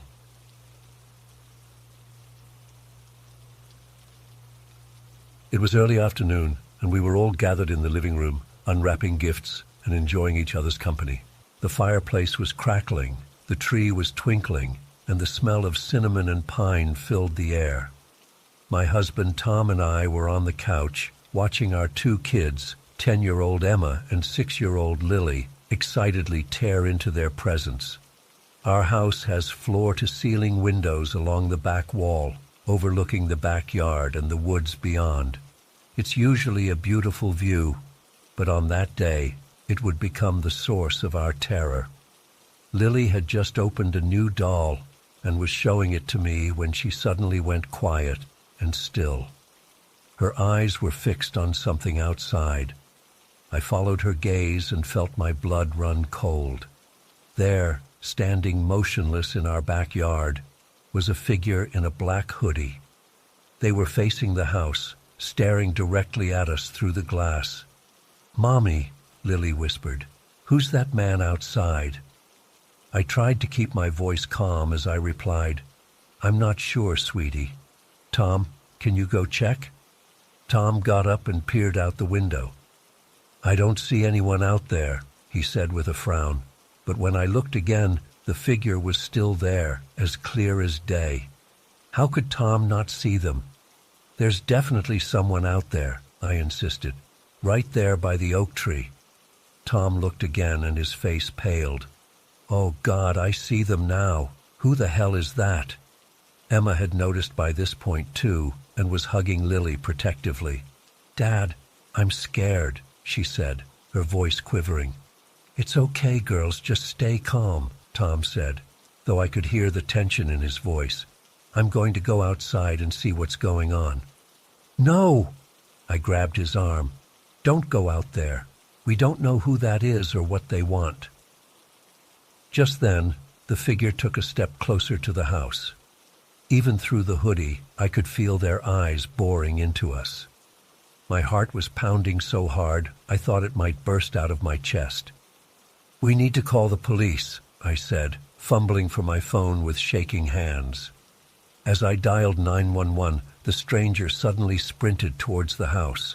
Within seconds, they were right up against the glass, their face still hidden in shadow under the hood. The kids screamed. Tom yelled at them to run upstairs and lock themselves in the bathroom. I was frozen in terror, the phone slipping from my grasp. And then the pounding started. Boom, boom, boom. The figure was slamming their fists against the glass with inhuman strength. The whole wall seemed to vibrate with each impact. I was certain the glass would shatter at any moment. Tom had grabbed a fireplace poker and was standing protectively in front of me, but I could see the fear in his eyes. We were trapped. The pounding continued relentlessly. Boom, boom, boom. It was so loud it drowned out everything else. The crackling fire, the Christmas music still playing softly, even my own terrified breathing. I don't know how long it went on. It felt like hours, but was probably only minutes. Suddenly, there was silence. The figure had stopped pounding and was once again standing motionless, staring at us. Then, ever so slowly, they raised one hand and pressed it flat against the glass. I'll never forget the sight of those pale fingers splayed out, separated from us by just a thin pane of glass. The wail of police sirens in the distance broke the spell. The figure's head snapped towards the sound, and in the blink of an eye, they were gone. One moment they were there, the next they had vanished into the woods. When the police arrived, they searched the property but found no trace of the intruder. No footprints in the snow, no broken branches in the woods, nothing. It was as if they had never been there at all. But we knew what we had seen. The terror was real, etched into our minds and souls. In the days and weeks that followed, we installed a top-of-the-line security system. We added locks to every window and door. We even considered moving, but this was our home, and we didn't want to let fear drive us out. Still, things were never quite the same. Every creak in the night, every shadow in the yard, sent chills down our spines. The kids had nightmares for months. Tom and I took turns staying up all night, watching the woods. But the stranger in the black hoodie never returned. To this day, we have no idea who they were or what they wanted. Was it a random act of terror, a targeted attack, or something even more sinister? The not knowing is almost worse than the incident itself. Every Christmas since then has been tainted by the memory of that day. The joy and warmth of the holiday season forever mingled with a lingering sense of dread. I find myself constantly checking the windows, half expecting to see that dark figure standing there, watching us. And sometimes late at night when the house is quiet, I swear I can still hear the echoes of that pounding. Boom, boom, boom. We try to move on, to not let it control our lives. But deep down, we all know that our sense of safety, of home, was shattered that day, along with our Christmas spirit.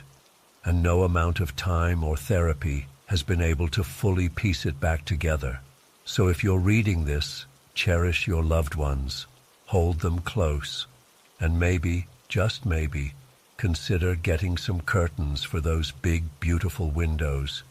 You never know who might be watching from the shadows.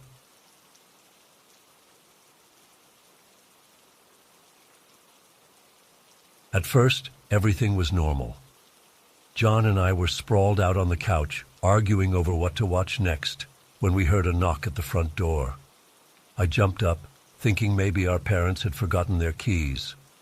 But when I peeked out the window, I saw a man in a Santa Claus costume standing on our porch.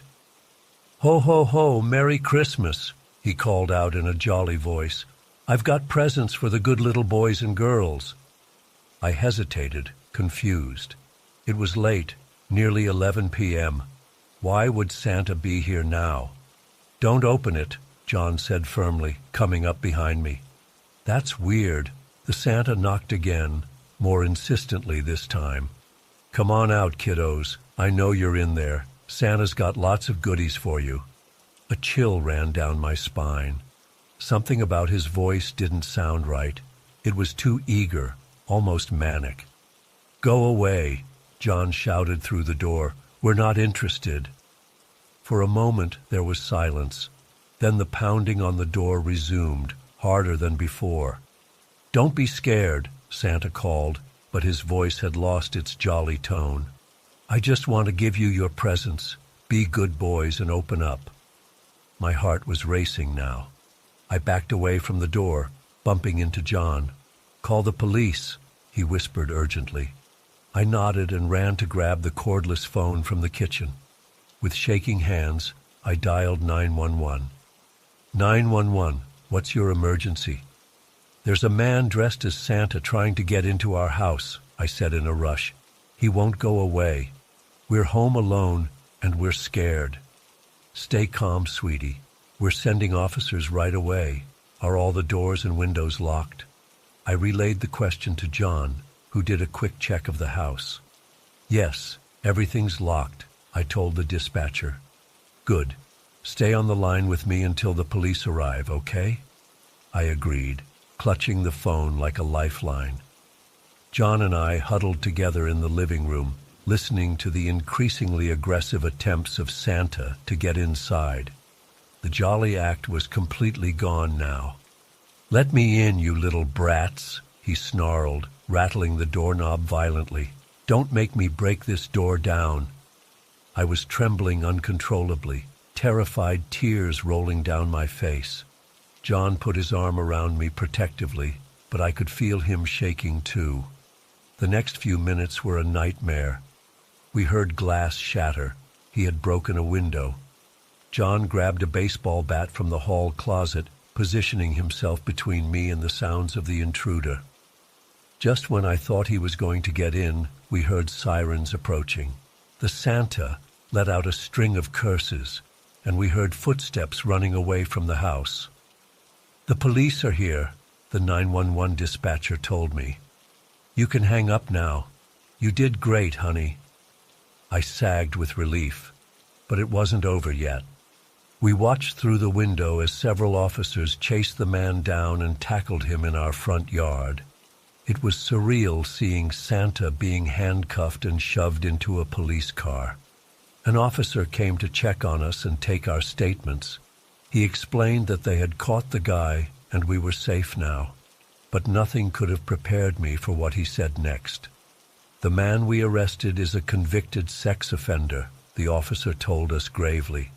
"He was recently released from prison and has a history of targeting young boys." I felt sick to my stomach. The realization of what could have happened if he had gotten inside was overwhelming. In the days that followed, we learned more horrifying details. The man had previously assaulted a boy in our neighborhood. He had been watching our house, waiting for an opportunity when kids were alone. The Santa costume was his way of trying to trick children into opening the door. That Christmas Eve changed me forever. For years afterwards, I had nightmares about an evil Santa trying to break into my room. I became hyper-vigilant about locking doors and windows. Even now, over 20 years later, I still get anxious when I hear unexpected knocking. The whole incident opened my eyes to the darkness that can lurk behind seemingly innocent facades. It robbed me of some of my childhood innocence and trust, but it also showed me the importance of trusting your instincts when something feels off. I'm grateful every day that my brother and I made it through that night unharmed. But I often think about how close we came to a very different outcome. That Christmas Eve will always serve as a chilling reminder that evil can wear many disguises, even that of beloved childhood figures. Bye. The road was dark and empty, with dense forest on either side. I had driven this route countless times before, but something felt off that night. Maybe it was my exhaustion playing tricks on me, but the shadows seemed deeper, the silence more oppressive. I found myself gripping the steering wheel tighter, my eyes straining to see beyond the reach of my headlights. About 30 minutes from home, I rounded a sharp bend and saw headlights up ahead. As I got closer, I realized it was a car stopped in the middle of the road, blocking my lane. My first thought was that they'd broken down and needed help. But then I noticed a man sitting in the driver's seat, just waiting. He didn't wave or flash his lights or give any indication that he needed assistance. He just sat there staring straight ahead. Alarm bells started going off in my head. This didn't feel right. I slowed down, debating whether to stop or try to go around. As I hesitated, the man suddenly turned and looked directly at me. Even from a distance, I could see his eyes gleaming in my headlights. A chill ran down my spine. I decided to play it safe and go around. There was just enough room on the shoulder to squeeze by. As I started to edge around the car, the man suddenly opened his door and began to get out. My heart leapt into my throat. I hit the gas, swerving sharply onto the shoulder and accelerating past him. In my rearview mirror, I saw him standing in the road, watching us drive away. My hands were shaking as I gripped the wheel. "It's okay," I told myself. He probably just needed help and had poor communication skills. But I couldn't shake the feeling of wrongness that clung to me. Emma stirred and mumbled sleepily. "Are we home yet?" "Not yet, sweetie," I said, trying to keep my voice steady. "Go back to sleep." I debated whether to tell her what had happened, but decided against it. No need to scare her over what was probably nothing. We drove on in silence for another 10 minutes or so. I had just started to relax when I saw another set of headlights up ahead. My stomach dropped. It was another car, stopped in the road just like the first one. This time it was blocking both lanes entirely. There was no way around. Time seemed to slow down as I approached the second car. I could see two men inside, both staring straight ahead, just like the first driver had been. My mind was screaming at me that this was a trap, that I needed to get out of there immediately. In that moment, years of survival instincts from living in Mexico City kicked in. Without conscious thought, I slammed on the brakes and threw the car into reverse. Emma jolted awake with a yelp of surprise. "Mom, what's happening?" she cried out in alarm. "It's okay, honey. Just hold on," I said, my voice tight with fear and concentration. I gunned it backwards, praying I could remember the twists and turns of the road well enough to navigate in reverse. In my rearview mirror, I saw the men from the second car jump out and start running towards us. My blood ran cold. Emma twisted around in her seat. "Mom, there are men chasing us." "I know, baby. Just stay calm. We're going to be okay." I don't know how I managed to drive backwards at high speed on that winding mountain road without crashing. Pure adrenaline and desperation, I suppose. We careened around bends, the tires squealing as I fought to keep us on the road. All the while, Emma was crying, and the sound of running footsteps seemed to echo in my ears. After what felt like an eternity, but was probably only a minute or two, we rounded a bend, and the men disappeared from view. I kept going for another minute just to be safe, then found a wide spot in the road where I could turn around. As soon as we were facing forward again, I floored it. Emma was sobbing in the passenger seat. "It's okay, sweetheart. We're safe now," I said, reaching over to squeeze her hand. "Can you get my phone out of my purse? We need to call the police." With shaking hands, Emma dug out my phone and dialed 911. I quickly explained the situation to the dispatcher, giving our location and a description of the cars and men. They said they would send officers to investigate immediately and advised us to drive to the nearest town and wait for a police escort. We made it to a 24-hour diner about 15 minutes later. As we sat in a booth waiting for the police, the reality of what had just happened began to sink in. Emma was still trembling, her face pale. "Mom, what did those men want?" she asked in a small voice. I pulled her close, wishing I could shield her from the harsh realities of the world. "I don't know, honey, but we're safe now. That's what matters."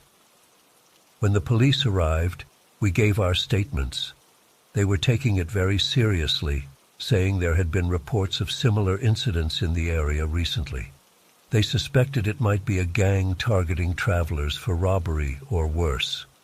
An officer escorted us home, following behind our car to ensure we arrived safely. It was nearly 2 a.m. by the time we finally walked through our front door. Neither of us wanted to be alone, so we ended up curling up together in my bed, finding comfort in each other's presence. Sleep was impossible. Every time I closed my eyes, I saw those men running towards our car. I kept imagining what might have happened if we hadn't gotten away. The what-ifs were terrifying.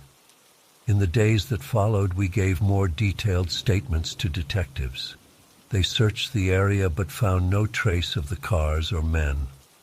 It was like they had vanished into thin air. To this day, we don't know for certain what those men's intentions were. But I'm convinced that my quick thinking and the driving skills I honed in Mexico City saved us from a terrible fate that night. The incident left its mark on both of us. Emma had nightmares for weeks and still gets anxious driving on dark roads. I find myself constantly scanning for potential threats when we're out, always on guard. But it also brought us closer together. We gained a new appreciation for each other and for life itself. And we learned that in moments of crisis, we're stronger and more capable than we ever imagined. I still drive that highway sometimes, always in daylight now. And every time I round that bend where we first encountered danger, I say a silent prayer of gratitude that we made it out safely that night.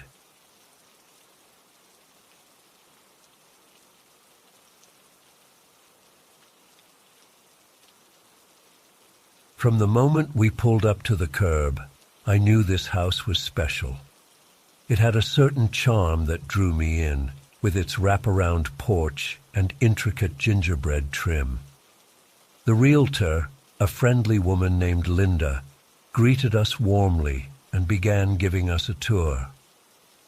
As we walked through the house, I couldn't help but marvel at the stunning woodwork throughout. The banisters, crown molding, and built-in cabinets were all exquisitely crafted.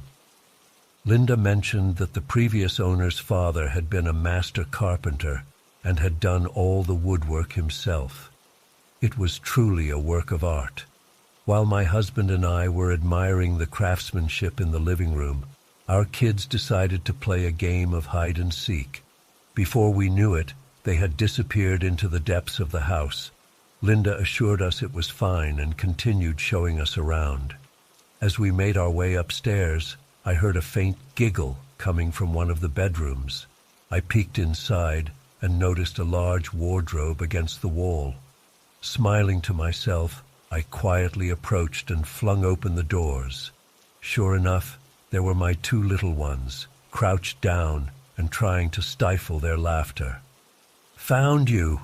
I exclaimed, tickling them as they tumbled out of the wardrobe. They shrieked with delight, and I couldn't help but feel a sense of joy wash over me. This house already felt like home. We finished the tour, and my husband and I exchanged knowing glances. This was it. We made an offer that day, and to our delight, it was accepted. Within a month, we were moving in.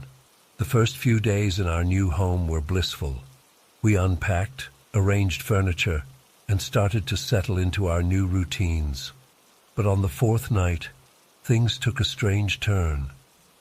I woke up in the middle of the night to what sounded like footsteps coming from the attic. At first, I thought it might be my husband, but he was sound asleep beside me.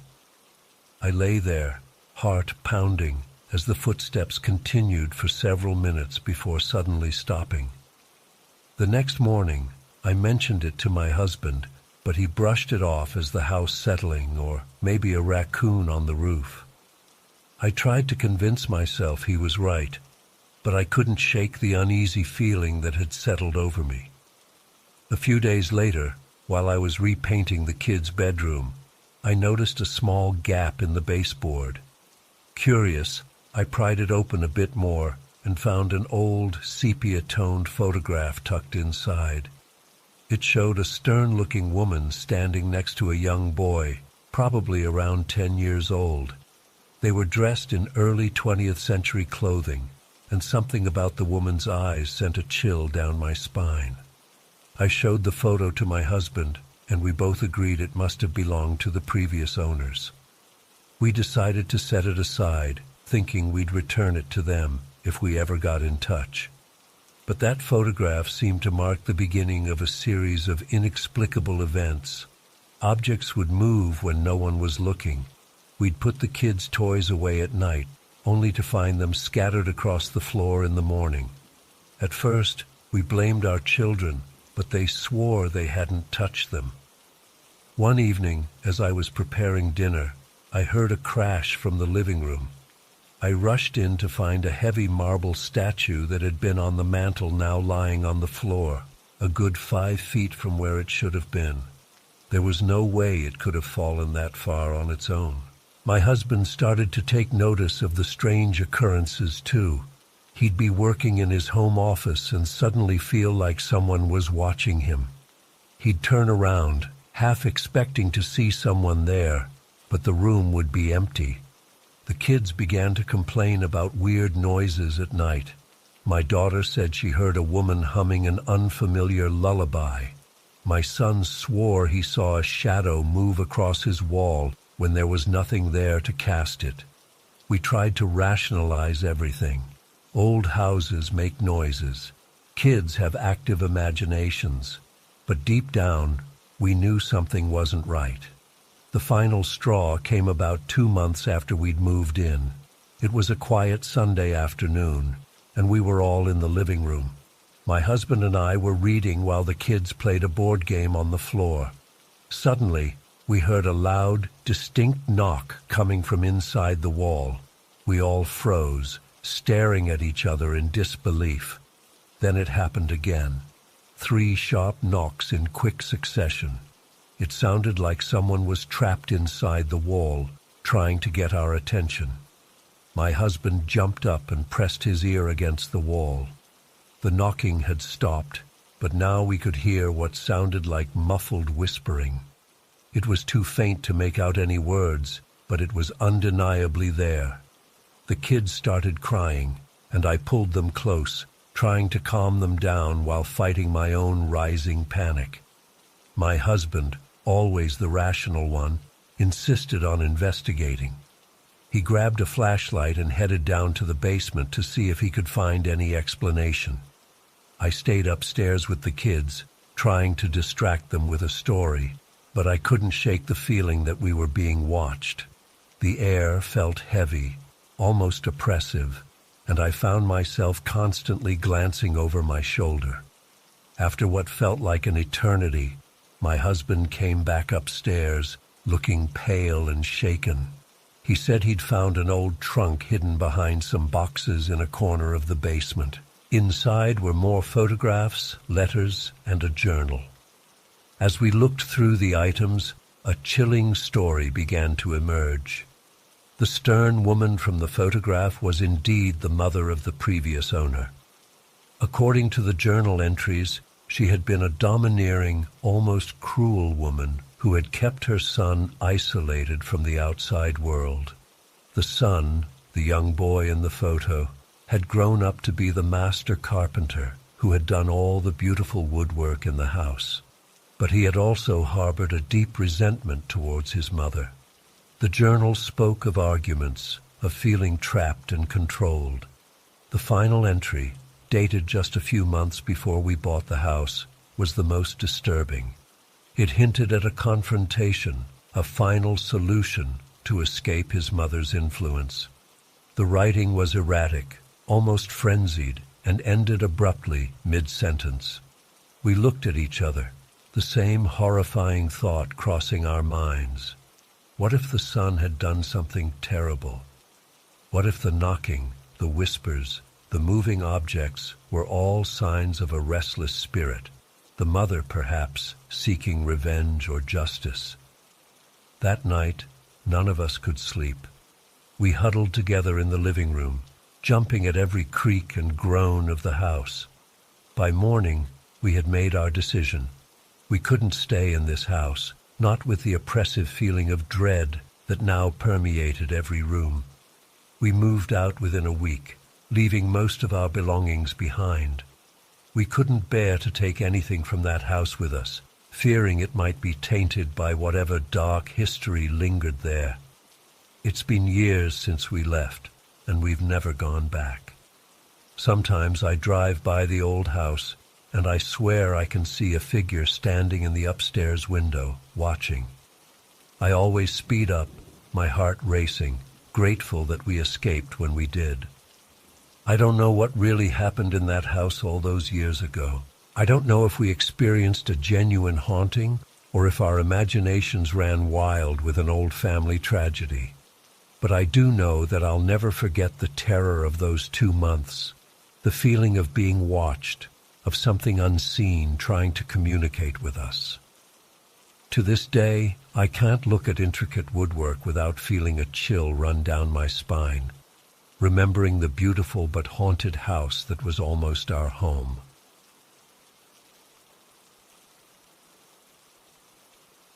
It all started when we moved into our new home in a quiet suburban neighborhood.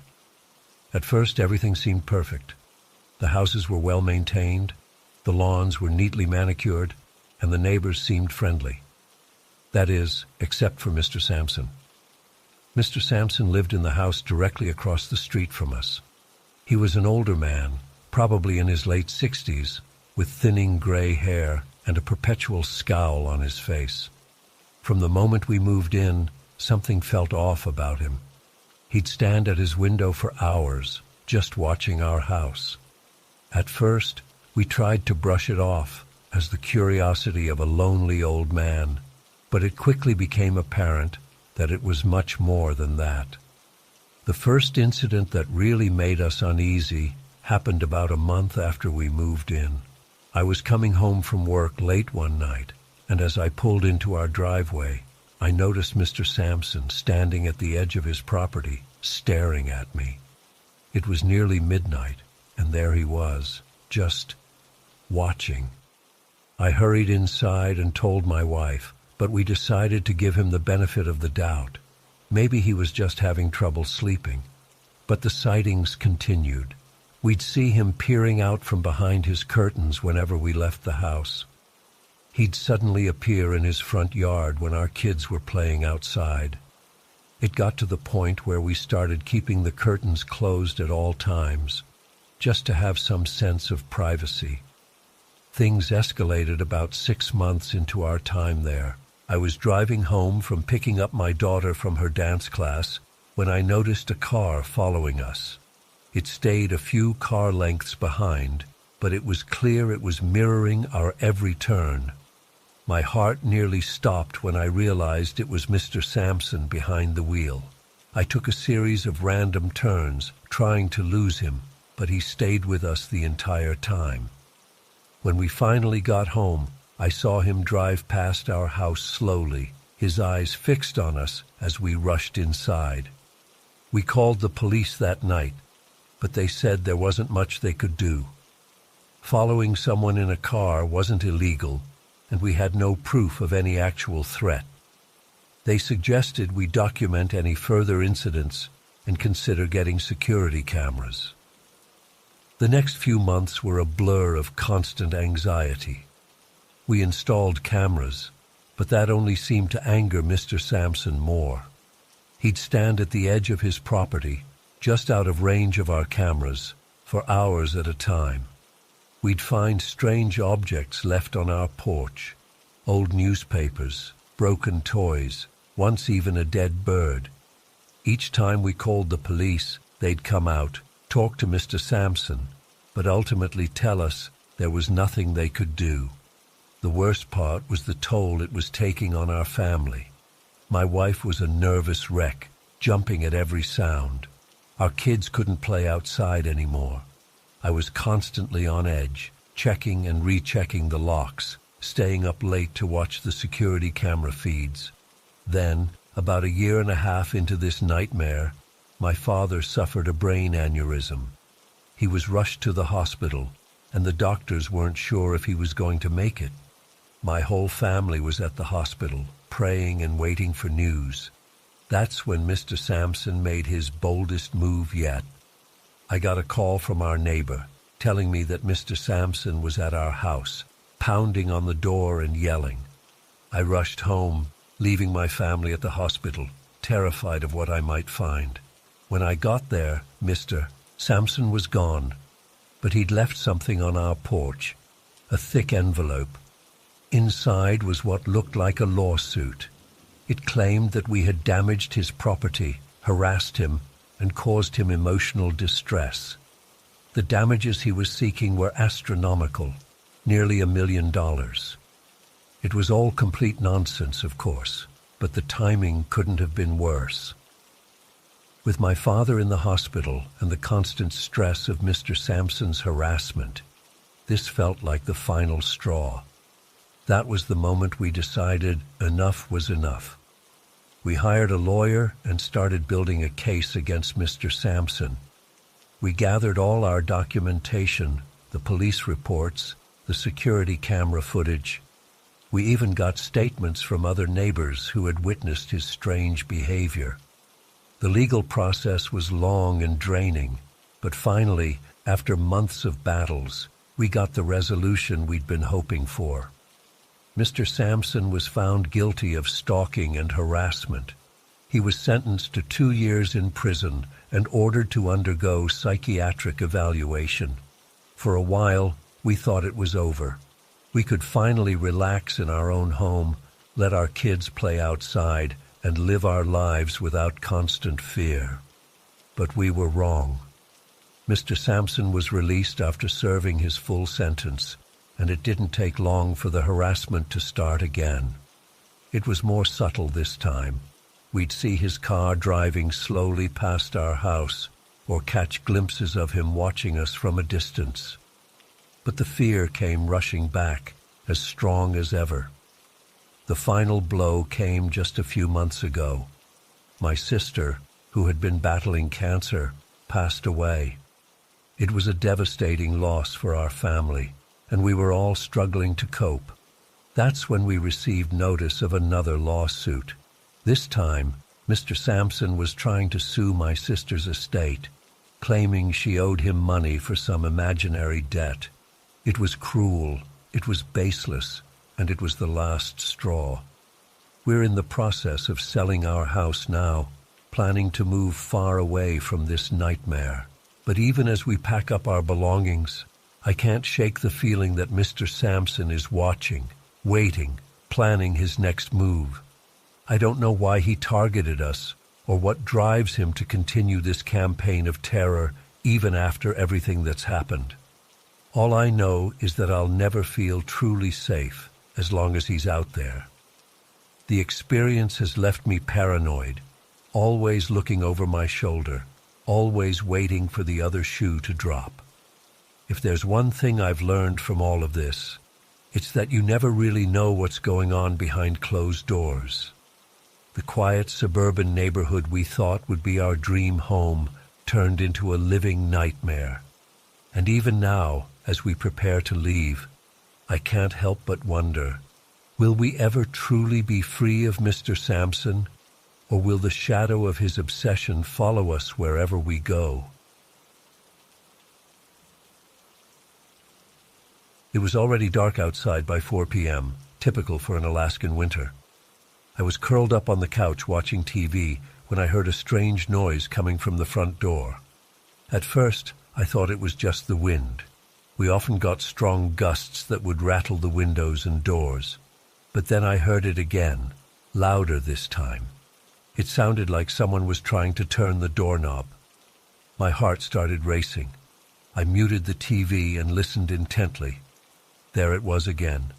a distinct rattling of the doorknob, followed by a soft thud against the door. I felt my palms get sweaty as I realized this wasn't the wind. Someone was trying to get in. I quietly got up and tiptoed to the window, peeking out through a small gap in the curtains. My blood ran cold when I saw two men standing on our porch. They were wearing dark clothes and had their faces partially covered by scarves. One of them was working on the lock while the other kept lookout. Panic set in as I realized what was happening. These men were trying to break into our house, and I was all alone. I wanted to scream, but I was afraid they'd hear me.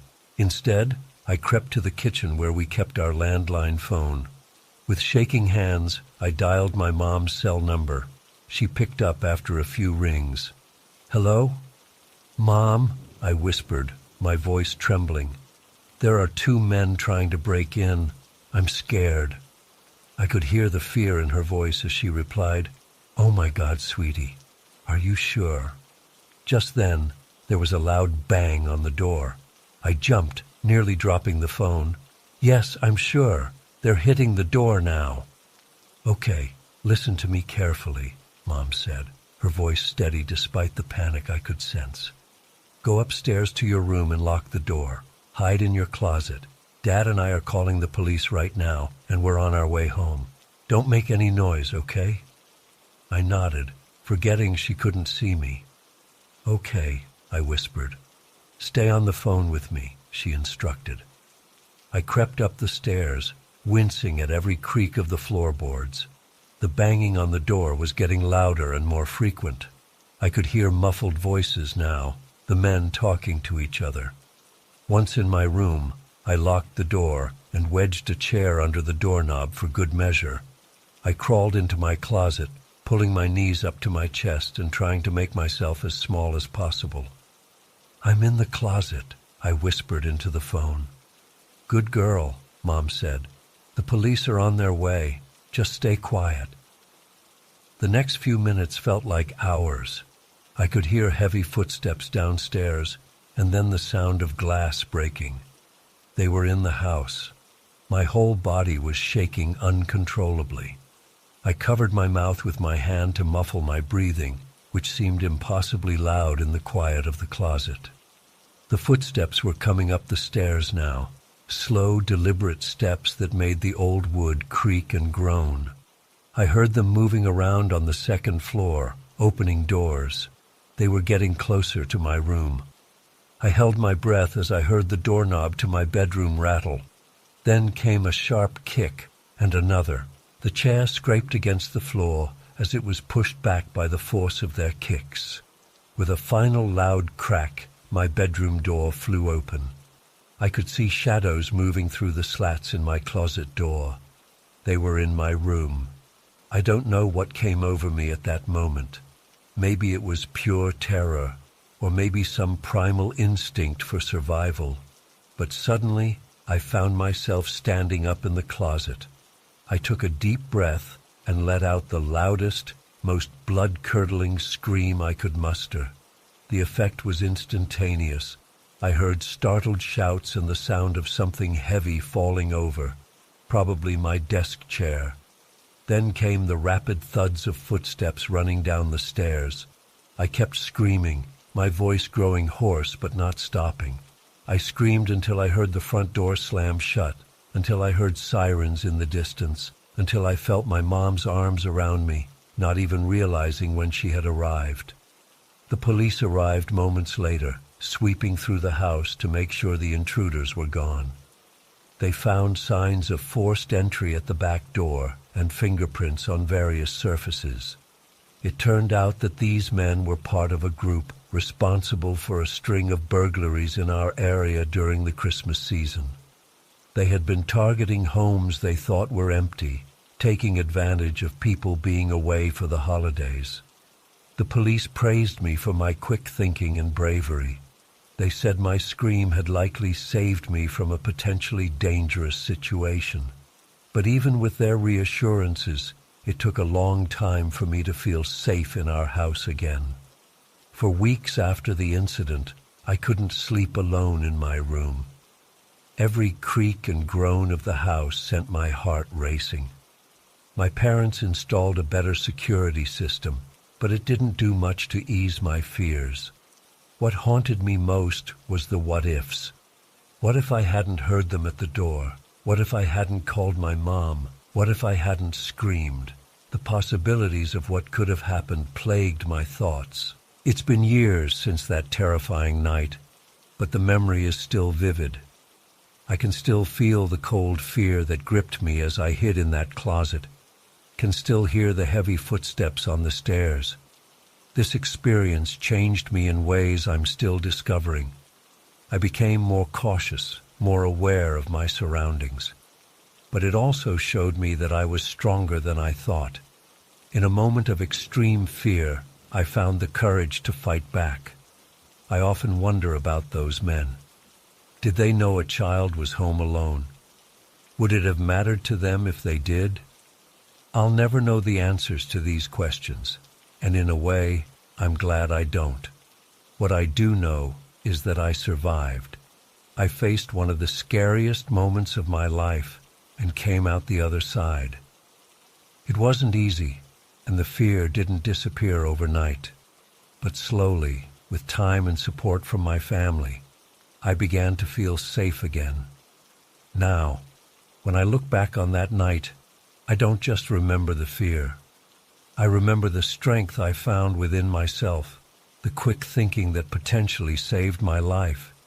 It's a reminder that even in our darkest moments, we can find light within ourselves. I still live in Alaska, though in a different town now. And every Christmas, when the early darkness settles in, I think about that night. Not with fear, but with a sense of gratitude for my safety, for the quick response of the police, and for the strength I never knew I had. To anyone who might find themselves in a similar situation, remember this. You are stronger than you think. Trust your instincts, act quickly, and never underestimate the power of your own voice. It might just save your life, as it did mine on that cold Alaskan night so many years ago.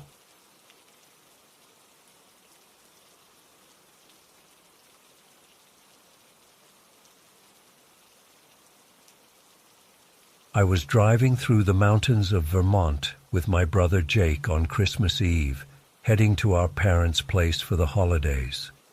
The snow was coming down hard, making visibility poor on the winding mountain roads.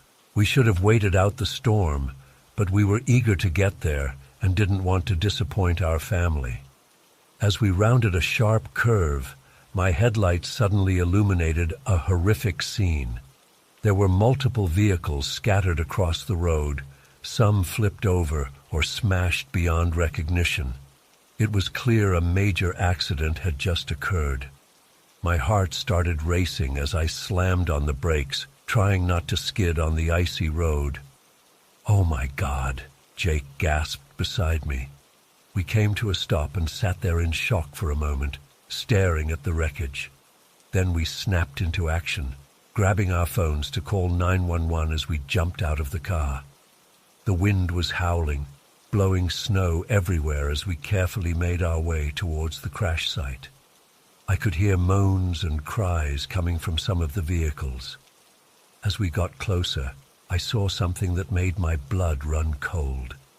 There was a young woman lying in the snow, and her lower body was completely severed from her torso.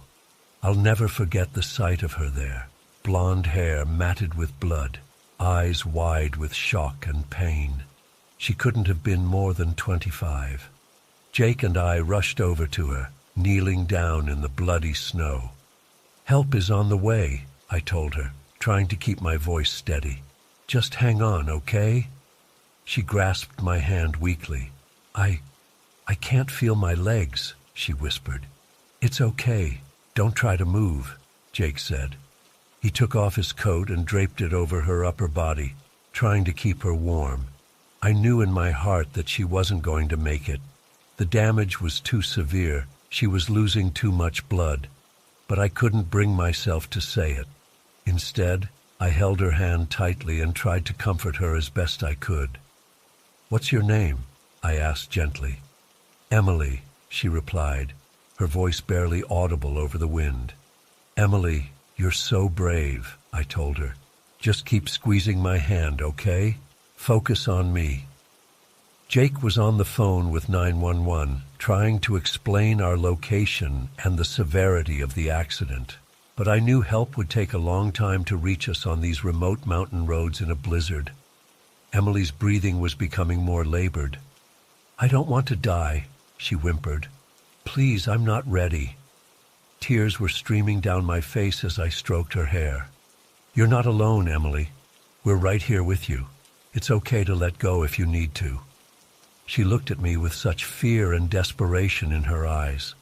I wanted so badly to be able to save her, to undo what had happened, but all I could do was be there with her in those final moments. Tell my mom I love her," Emily gasped. Then her eyes went glassy and unfocused. Her hand went limp in mine. "Emily, Emily," I cried, shaking her shoulder gently. But she was gone. I broke down sobbing as Jake put his arm around me. We sat there in the snow with Emily's body for what felt like hours, waiting for emergency services to arrive. I couldn't stop staring at her face, so young and beautiful, now frozen in death. When the paramedics and police finally made it to the scene, they pronounced Emily dead and covered her with a sheet. They asked us some questions about what we'd witnessed, but it was all a blur. I felt numb and shell-shocked. Jake and I were eventually cleared to leave, as we hadn't been involved in the actual crash. But as we got back in our car to continue our journey, I knew nothing would ever be the same. The image of Emily lying there in the snow, torn in half, was seared into my mind. We made it to our parents' house late that night, but I couldn't bring myself to celebrate Christmas. How could I be joyful when I'd just watched a young woman die in such a horrific way? I had nightmares for weeks afterward, reliving those terrible moments over and over. It's been 5 years since that night, and I still think about Emily often. I wonder about her family, if they ever got closure about what happened to her. I feel guilty sometimes that I couldn't do more to save her, even though logically I know there was nothing else I could have done. The accident left lasting scars on both me and Jake. He developed severe anxiety about driving, especially in winter conditions. I struggled with depression and PTSD for a long time. We both went to therapy to try to process the trauma of what we'd witnessed. Sometimes I still wake up in a cold sweat, hearing Emily's voice begging not to die. The holidays are especially hard. Instead of feeling merry, I'm reminded of that dark, snowy night and the life that was lost. I've tried to honor Emily's memory by volunteering at a local crisis hotline. Helping others who are struggling or in pain has been healing for me in some ways. But I don't think I'll ever fully get over what happened that Christmas Eve in the mountains. It was a stark reminder of how fragile life is, how quickly everything can change in an instant. I'm more cautious now, more aware of the risks we take every day, just by getting in a car or going about our lives. And I try to cherish every moment with my loved ones, because you never know when it might be the last. I still make the drive to Vermont each year for Christmas, but now I insist on leaving early to avoid any chance of nighttime winter driving. As we pass the spot where the accident occurred, I always say a silent prayer for Emily and the others who lost their lives that night. Their deaths were senseless and tragic, but I hope that by remembering them, some small piece of them lives on. As I was doing my final checks and getting ready to leave, my phone buzzed with a text message. I didn't recognize the number, but the content of the message made my blood run cold. "Hey, it's John. I need a ride. Can you pick me up?" John. That name brought back a flood of unpleasant memories. He was a former employee I had fired about a month ago for consistently poor performance and a bad attitude. The termination hadn't gone well. John had become aggressive and had to be escorted out by security. I hadn't heard from him since, and I had hoped it would stay that way. I stared at my phone, debating whether to respond. Part of me wanted to ignore it, but curiosity got the better of me. I typed back a cautious reply. "John, how did you get this number?" The response came almost immediately. "Does it matter? I need a ride. It's Christmas Eve, man. Don't be a Scrooge." I felt a knot forming in my stomach. Something about this didn't feel right. Why was he contacting me, of all people? And why now? "I'm sorry, John, but I can't help you. Maybe try calling a cab," I responded, hoping that would be the end of it. But it wasn't. My phone buzzed again. "Come on, don't be like that. I know you're still at the restaurant. Your car's the only one in the parking lot." I froze. How did he know that? I glanced out the window, scanning the dark parking lot. I couldn't see anyone, but the knowledge that John knew where I was sent a chill through me. "John, I'm not comfortable with this. Please don't contact me again," I typed, my hands shaking slightly. Another buzz. "All I'm asking for is a ride, and maybe we could stop by the liquor store on the way. I'm all out of booze." The request for alcohol only added to my unease. I remembered John had a drinking problem. It had been one of the reasons for his poor job performance. I didn't want to be responsible for enabling that, especially not on Christmas Eve. "I'm sorry, but the answer is no. Please don't ask again," I replied firmly. I thought that would be the end of it, but my phone kept buzzing. Message after message, each one more unsettling than the last. "You owe me this. Remember how you ruined my life? I know you're reading these. Don't ignore me. I can see you through the window." That last one made my heart skip a beat. I ducked down behind the counter, my mind racing. Was he really out there? Was this some kind of sick joke? I peered cautiously over the counter, scanning the parking lot again. It was still empty, no sign of anyone. But that didn't mean John wasn't hiding somewhere nearby. My phone buzzed again. "Come outside. We need to talk." I felt panic rising in my chest. This was more than just a desperate ex-employee looking for a ride. This felt like a threat. I couldn't shake the feeling that John was seeking some form of revenge. With trembling fingers, I dialed 911. As soon as the operator answered, I whispered, "I need help. I'm at the restaurant on Main Street. Someone is threatening me, and I think they're outside." The operator assured me they were sending a patrol car right away and advised me to stay inside and keep the doors locked. I hung up and immediately turned off all the lights in the restaurant, hoping to make it look like I had left. My phone continued to buzz incessantly. I couldn't bring myself to look at the messages anymore. Each vibration felt like a jolt to my system, reminding me of the potential danger lurking outside. The minutes ticked by, agonizingly slowly. I stayed crouched behind the counter, my eyes fixed on the door, half expecting John to come bursting through at any moment. Every sound, the hum of the refrigerators, the tick of the clock on the wall, seemed amplified in the tense silence. After what felt like an eternity, I saw the flash of red and blue lights through the window. Relief washed over me as I heard car doors slamming and footsteps approaching the restaurant. There was a knock at the door. "Police! Is anyone in there?" I scrambled to my feet and rushed to unlock the door. 2 officers stood there, flashlights in hand. "Are you the one who called about a threat?" one of them asked. I nodded, my voice shaky as I explained the situation. They listened intently, then asked to see the text messages. As I scrolled through them, showing the officers, I noticed something strange. The last few messages, the ones where John claimed he could see me, weren't there. Had I imagined them in my panicked state?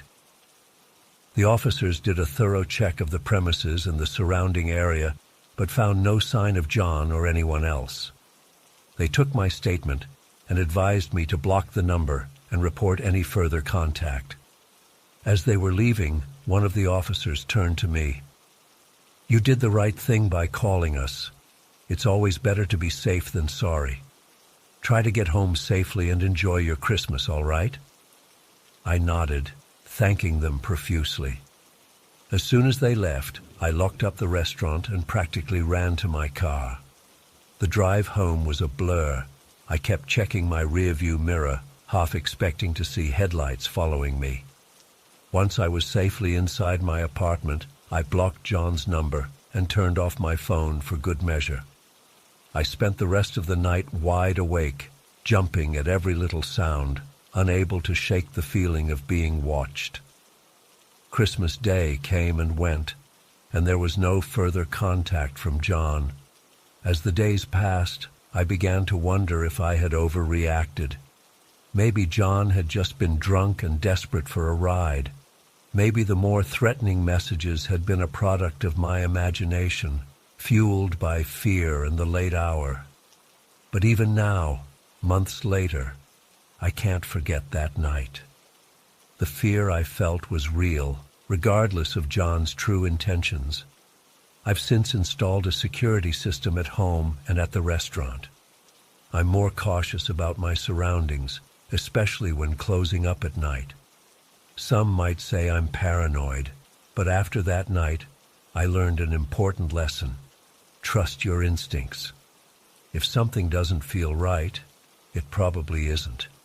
And it's always better to be safe than sorry, especially when dealing with someone who might have a grudge against you. I don't know if John ever intended to harm me that night, or if he was just trying to scare me. But one thing's for certain. I'll never look at a text from an unknown number the same way again. And Christmas Eve? Well, let's just say I prefer to spend it at home now, with my doors locked and my phone on silent. It was a pretty normal evening at first. Mom was working late, and Dad was supposed to be fixing something in the garage. I was watching TV in the living room, some cartoon I can't even remember now. As it started getting dark outside, I realized I hadn't heard any sounds from the garage in a while. "Dad?" I called out. No answer. I got up and checked the kitchen, thinking maybe he'd come in for a snack or something. Empty. The garage door was closed, and when I pressed my ear against it, I couldn't hear anything. A little worried now, I decided to check upstairs. Our house always felt different at night. The shadows seemed longer, the creaks louder. As I climbed the stairs, my hand sliding along the smooth wooden banister, I felt a strange heaviness in the air. It was probably just my imagination running wild, but it felt like the house was holding its breath. I reached the top of the stairs and turned towards my parents' bedroom. The door was slightly ajar, a sliver of darkness visible through the gap. "Dad?" I called again, my voice sounding small and uncertain in the quiet hallway. No response. I pushed the door open slowly, wincing at the soft creak of the hinges. The room was dark, lit only by the faint glow of the streetlight filtering through the curtains. I fumbled for the light switch, but when I flicked it, nothing happened. Great. "Dad, are you in here?" I asked, squinting into the gloom. The silence that followed was unsettling. I took a few steps into the room, my bare feet sinking into the plush carpet. The air felt cooler in here, and I rubbed my arms, suddenly wishing I'd worn a sweater.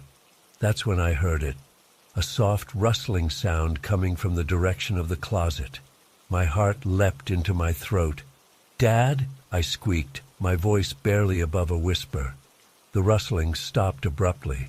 For a moment, there was nothing but the sound of my own rapid breathing. Then a voice responded, But it wasn't my dad's voice. It wasn't any voice I'd ever heard before. "Yes," it hissed, low and guttural. The sound seemed to slither through the air, wrapping around me like a cold, slimy tentacle. I froze, my entire body going rigid with fear. That voice, it wasn't human. It couldn't be.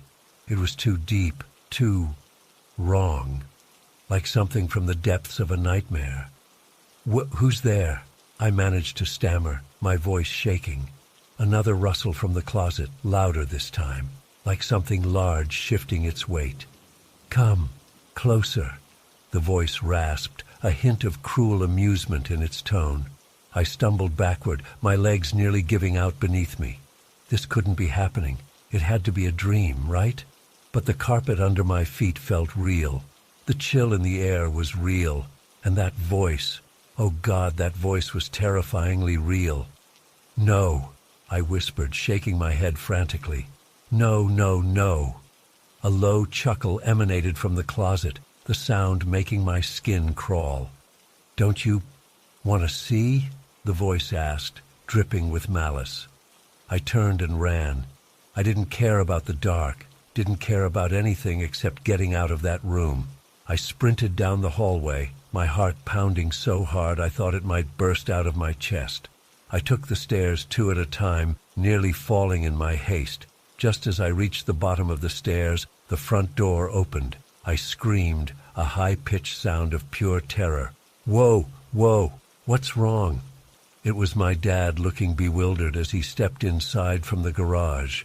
I launched myself at him, wrapping my arms around his waist and burying my face in his shirt. I was sobbing uncontrollably, trying to speak, but unable to form coherent words. Hey, it's okay," Dad said, his voice gentle as he stroked my hair. "What happened? Did you have a nightmare?" I shook my head vigorously, still clinging to him. No, I managed between sobs.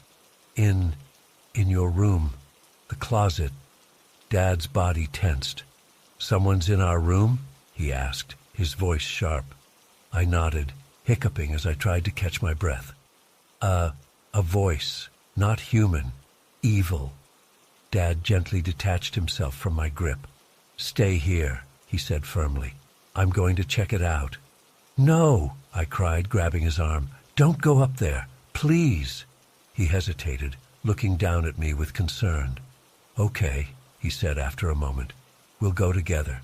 But you stay behind me, all right?" Reluctantly, I nodded. As terrified as I was, I couldn't let my dad go up there alone. We climbed the stairs slowly, Dad in front with me, clutching the back of his shirt. When we reached their bedroom, he paused at the door. "Hello?" he called out, his voice steady and authoritative. "Is someone in there?" Silence. Dad pushed the door open, flicking on the light switch. This time the overhead light came on, flooding the room with brightness. Everything looked normal. The bed was neatly made, the dresser untouched. Dad moved cautiously to the closet and slid the door open. Nothing. Just clothes hanging neatly, shoes lined up on the floor. "There's no one here, kiddo," Dad said, turning to me with a puzzled expression. I gaped at the closet, then at the room around us. But I heard it," I insisted, my voice small. "There was a voice. It talked to me." Dad knelt down in front of me, his face serious. "I believe that you heard something," he said gently. "But look around. There's nowhere for anyone to hide in here. And I was in the garage the whole time, remember? I would have heard if someone came in the house." I nodded slowly, but I couldn't shake the feeling of wrongness. That voice had been so real, so terrifying. How could it just not exist? Dad gave me a hug and suggested we go downstairs for some hot chocolate. As we left the room, I couldn't help glancing back at the closet. For just a second, I could have sworn I saw the door move slightly, as if something inside had shifted. But when I blinked, it was still again. That night, I slept in my parents' room, sandwiched between them in their big bed. Mom came home late and was confused to find me there. But Dad just shook his head slightly, and she didn't ask questions. In the days and weeks that followed, life went back to normal. Dad checked the entire house for signs of an intruder, but found nothing. Mom suggested that maybe I'd been half asleep and had a vivid dream. Eventually, even I started to wonder if I'd imagined the whole thing. But sometimes, late at night, I'd lie awake in my bed and think about that voice, the way it had seemed to come from everywhere and nowhere at once, the malevolence in its tone. And I'd wonder, what if it hadn't been my imagination? What if something had been in that closet, something that disappeared as quickly and mysteriously as it had appeared? To this day, I can't explain what happened that night. Maybe it was just an overactive imagination, combined with the spooky atmosphere of a dark, empty house. Maybe it was some kind of auditory hallucination brought on by stress or fear. Or maybe, just maybe, there are things in this world that we can't explain. Things that exist in the shadows, that reveal themselves only in fleeting moments before slipping back into the darkness. All I know is that I've never felt completely safe in a dark room since that night. And whenever I hear an unexpected sound in my home, especially at night, a part of me always wonders, is it back? I don't think I'll ever know for sure what happened in my parents' bedroom that night. But the memory of that voice, that presence, has stayed with me all these years. It's a reminder that sometimes the things that scare us the most are the things we can't see or understand, the things that lurk just out of sight, waiting for the perfect moment to make themselves known. And sometimes the most terrifying thing of all is not knowing whether what we experienced was real or just a trick of our own minds. Because if we can't trust our own perceptions, what can we trust? So I keep telling myself it was just my imagination, that there was no voice, no presence in that closet. But deep down, in the darkest corners of my mind, I know the truth. Something was there that night, something that shouldn't exist in our world. And the scariest part? I have no idea if it's still out there, waiting for another chance to reveal itself. All I can do is hope that if it is, I never encounter it again. Because I'm not sure I could handle hearing that voice one more time, asking me to come closer, inviting me into a darkness I never want to experience again.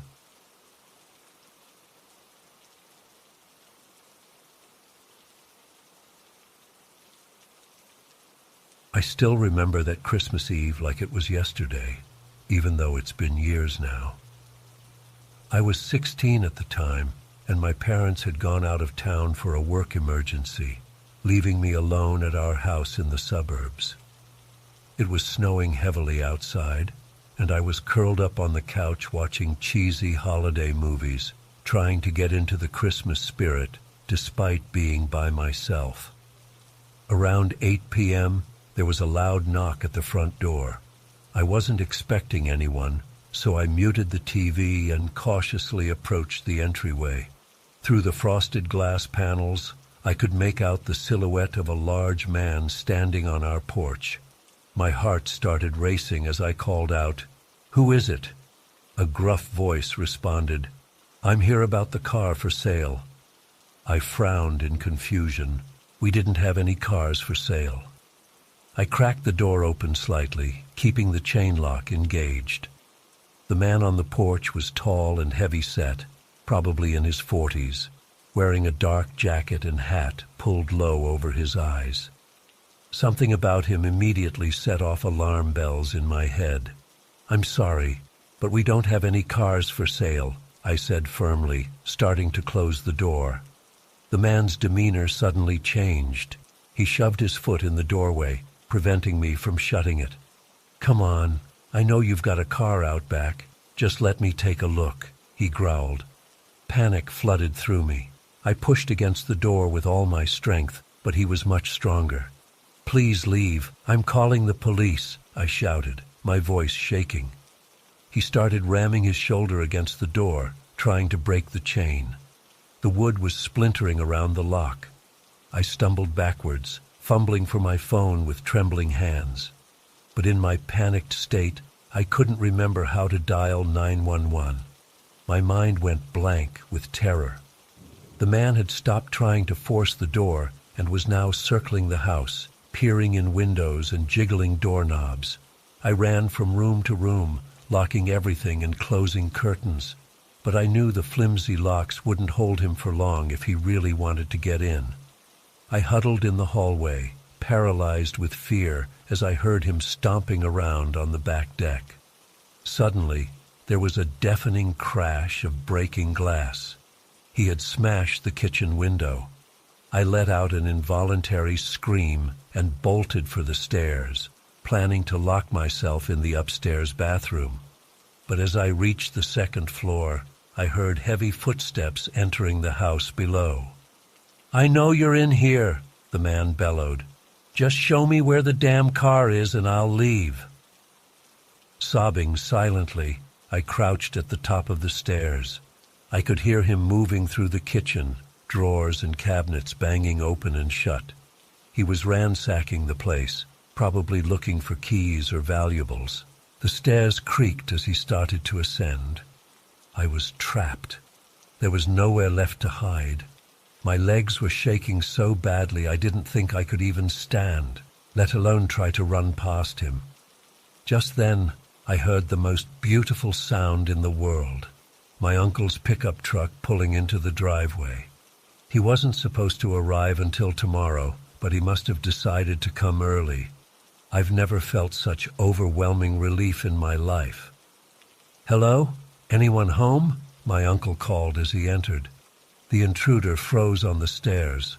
For a moment, there was complete silence. Then I heard rapid footsteps as the man bolted back down the stairs and out the broken window. I finally found my voice and screamed for my uncle. He came running up the stairs and found me huddled in the corner, shaking uncontrollably. It took several minutes before I could calm down enough to explain what had happened. We called the police, but they never found the man. They said it was likely an opportunistic burglar who used the car sale story as a ruse to case the house. But I'm not so sure. The way he fixated on that non-existent car, even after breaking in, always struck me as odd. The police dusted for fingerprints and found several clear sets, but there were no matches in their database. It seemed this guy was a ghost, no criminal record, no identity. That scared me even more somehow. My uncle stayed with me for the rest of the holiday break. We had the broken window repaired and installed a top-of-the-line security system. But I still didn't feel safe in that house. I kept imagining I saw that man's face peering in the windows at night. My parents felt terrible about leaving me alone and swore they'd never do it again. But the damage was already done. I developed severe anxiety and had trouble sleeping for months afterwards. I'd wake up in a cold sweat, convinced I heard someone breaking in. Even now, years later, I get nervous being home alone, especially around the holidays. That one terrifying night shattered my sense of security and made me realize how vulnerable we really are. I'm always hyper-aware of my surroundings now, checking and double-checking locks. Sometimes I wonder what would have happened if my uncle hadn't shown up when he did. Would the man have just ransacked the place and left? Or did he have more sinister intentions? I'll never know for sure, and that uncertainty haunts me. The incident also made me much more cautious about interacting with strangers. I never open the door unless I'm expecting someone, and I'm wary of people who approach me when I'm alone. Some might call it paranoia, but after what I experienced, I think it's just being smart. One of the hardest parts of the aftermath was feeling like no one really understood what I'd been through. My friends tried to be supportive, but they couldn't relate to that level of fear and helplessness. It was isolating. I started seeing a therapist to work through the trauma, which helped immensely. She taught me coping strategies for managing my anxiety and helped me process the emotions I'd been bottling up. Slowly but surely, I started to feel more like myself again. But there are still moments when the memory of that night comes flooding back with vivid clarity. The sound of fists pounding on the door, the crash of breaking glass, the heavy footsteps on the stairs. In those moments, I'm right back there, that terrified 16-year-old girl convinced she was about to die. I've come to accept that this experience will always be a part of me. It changed how I view the world and my place in it. But I refuse to let fear control my life. I've worked hard to reclaim my sense of safety and independence. Now when I'm home alone, I make sure I'm prepared. I keep my phone charged and nearby. I have emergency contacts on speed dial, and I'm familiar with all possible exits. Knowledge and preparation help me feel more in control. I also channeled my experience into something positive by volunteering with a local organization that supports victims of home invasions and burglaries. Helping others who've been through similar traumas has been incredibly healing for me. Looking back, I'm amazed at how quickly an ordinary, quiet evening turned into the most terrifying night of my life. It just goes to show how fragile our sense of security can be. But I'm also proud of how I've grown and healed since then. That night doesn't define me, but it did make me stronger. So if you're reading this and you've been through something similar, know that you're not alone. It's okay to be scared. It's okay to need help, and it's okay if healing takes time. But don't let one bad experience steal your joy or your trust in the world. There's still so much good out there, as long as we're brave enough to embrace it.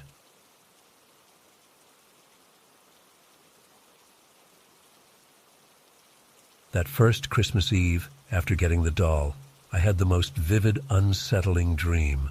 I was wandering through a snowy forest, lost and freezing.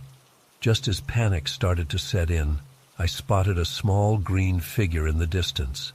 As I got closer, I realized it was the Grinch doll, come to life. But instead of its usual scowl, it had this eerie grin plastered on its face. It beckoned me to follow, leading me out of the woods to safety. I woke up in a cold sweat, heart racing. I tried to shake it off as just a weird dream, but something about it felt so real. The next night, another dream. This time I was decorating a massive Christmas tree in what looked like the North Pole. As I hung ornaments, I kept catching glimpses of something green darting between the branches. Suddenly the Grinch doll popped out, cackling maniacally. It started throwing ornaments at me like weapons. I ran, dodging the flying glass balls. But everywhere I turned, there it was. I jolted awake just as it cornered me, that same creepy grin on its face. Night after night, the dreams continued. Sometimes the Grinch doll was helpful, other times menacing. But it was always there, watching, waiting. In one particularly disturbing dream, I was opening presents on Christmas morning. As I unwrapped each gift, the Grinch doll was inside, multiplying endlessly. Soon I was drowning in a sea of grinning green dolls. I woke up gasping for air, feeling like I was being smothered. During the day, I started getting paranoid. I'd catch movement out of the corner of my eye, only to turn and see nothing there. The doll never moved from its spot in my closet, but I swear sometimes its expression changed ever so slightly. I began to dread going to sleep, knowing what horrors awaited me in my dreams. As the next Christmas approached, the nightmares intensified. One night, I dreamed I was trapped in a giant snow globe. The Grinch doll loomed over me, shaking the globe violently. Snow swirled around me as I was tossed about like a rag doll. I could hear its cackling laughter echoing all around. When I woke up, I was tangled in my sheets, drenched in sweat. I finally broke down and told my family about the dreams. They were concerned but skeptical. My mom suggested getting rid of the doll, thinking maybe its presence was triggering something subconscious. I was hesitant. What if getting rid of it made things worse? But I was desperate for relief, so I agreed. We had a small ceremony in the backyard, burning the doll in a fire pit. As the flames consumed it, I swear I heard a faint, sinister laugh. That night, for the first time in years, I slept peacefully. No dreams, no Grinch, just blissful darkness. I thought it was finally over, but my relief was short-lived. A few days later, my younger cousin came to visit. As we played in my room, she spotted something poking out from under my bed. To my horror, she pulled out the Grinch doll, the very same one we had burned. It was completely intact, not a scorch mark in sight. My blood ran cold as my cousin hugged it, saying how cute it was. I tried to take it from her, to destroy it again, but she insisted on keeping it. My aunt thought it was adorable that she liked my old toy so much.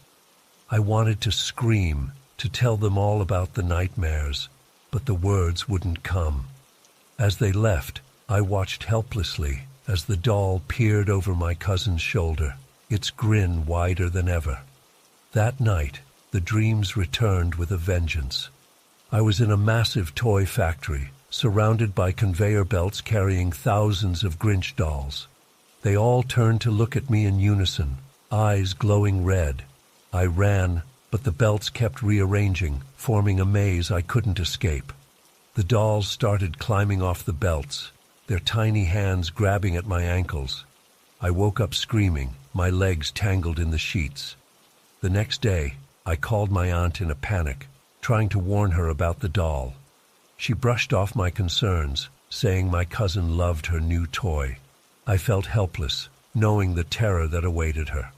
Over the next few weeks, I was a nervous wreck. I couldn't sleep, couldn't eat. Every time I closed my eyes, I saw that sinister green face. As Christmas Eve approached again, I decided I had to do something. I drove to my aunt's house, determined to destroy the doll once and for all. But when I arrived, the house was dark and empty. My aunt's car was gone. I peered through the windows, searching for any sign of the doll. In my cousin's room, I spotted it sitting on her bed, staring right at me. As I watched in horror, it slowly turned its head and winked. I stumbled back, my heart pounding. This couldn't be real. I rubbed my eyes, sure I was hallucinating. When I looked again, the doll was back in its original position. But I knew what I saw. I ran back to my car and sped home, my mind racing. That night, as I lay in bed trying to make sense of everything, I heard a soft thump from my closet. My blood turned to ice as I slowly turned to look. There, sitting on top of my dresser, was the Grinch doll. Its eyes gleamed in the darkness as its head slowly swiveled towards me. The last thing I remember before passing out was its voice, raspy and cold, whispering, "Merry Christmas to all, and to all a good night." I woke up the next morning, convinced it had all been another nightmare. But as I got up to get ready for Christmas breakfast with my family, I noticed something green peeking out from my stocking. With trembling hands, I reached in and pulled out a small Grinch figurine. A note was attached. "Thought you might want a little Christmas cheer. Love, Santa." I dropped the figurine, watching in terror as it bounced on the floor and came to rest, staring up at me, that familiar grin plastered on its face. As I backed away, my phone buzzed with a text from my cousin. "Thanks for the awesome Grinch doll. Having the craziest dreams, LOL." My heart sank as I realized this nightmare was far from over. The Grinch doll was here to stay, haunting not just my dreams, but my entire family's. As I sit here writing this, I can feel its eyes on me from across the room. If you ever receive a Grinch doll as a gift, my advice is simple. Run. Run far away and never look back, because once it chooses you, there's no escape from its twisted Christmas spirit.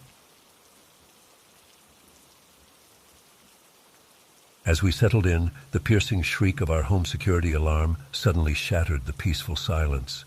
Jake and I exchanged worried glances before rushing to check the alarm panel. The living room motion sensor had been triggered, but when we looked around, everything seemed normal. No broken windows, no sign of an intruder. Figuring it was just a glitch, Jake reset the system and we tried to relax again. But less than an hour later, the alarm blared once more. This time, it showed the back door had been opened. My heart pounding, I clutched Jake's arm as he cautiously went to investigate. Again, nothing seemed amiss. The door was locked tight and the backyard was empty. We were puzzled and a bit unnerved, but told ourselves it must be some kind of technical malfunction. Jake called the alarm company, and they said they'd send someone out to check the system in the morning. That night, I tossed and turned, unable to shake the feeling that something wasn't right. I kept imagining shadowy figures lurking outside our windows. Every creak of the house settling made me flinch. When morning finally came, I was exhausted, but relieved nothing else had happened overnight. The alarm technician arrived and spent a couple hours testing all the sensors and wiring. He couldn't find anything wrong with the system, which only increased my anxiety. If there wasn't a technical issue, what had caused those false alarms? For the next few days, things were quiet, and I started to relax a bit. But then, late one evening, as Jake and I were wrapping presents after the kids went to bed, that awful siren pierced the air once more. The alarm panel showed multiple door sensors being triggered in rapid succession. Front door, back door, side door, garage door. It was as if someone was frantically trying every possible entry point. Terrified, I grabbed the kids from their rooms while Jake called 911.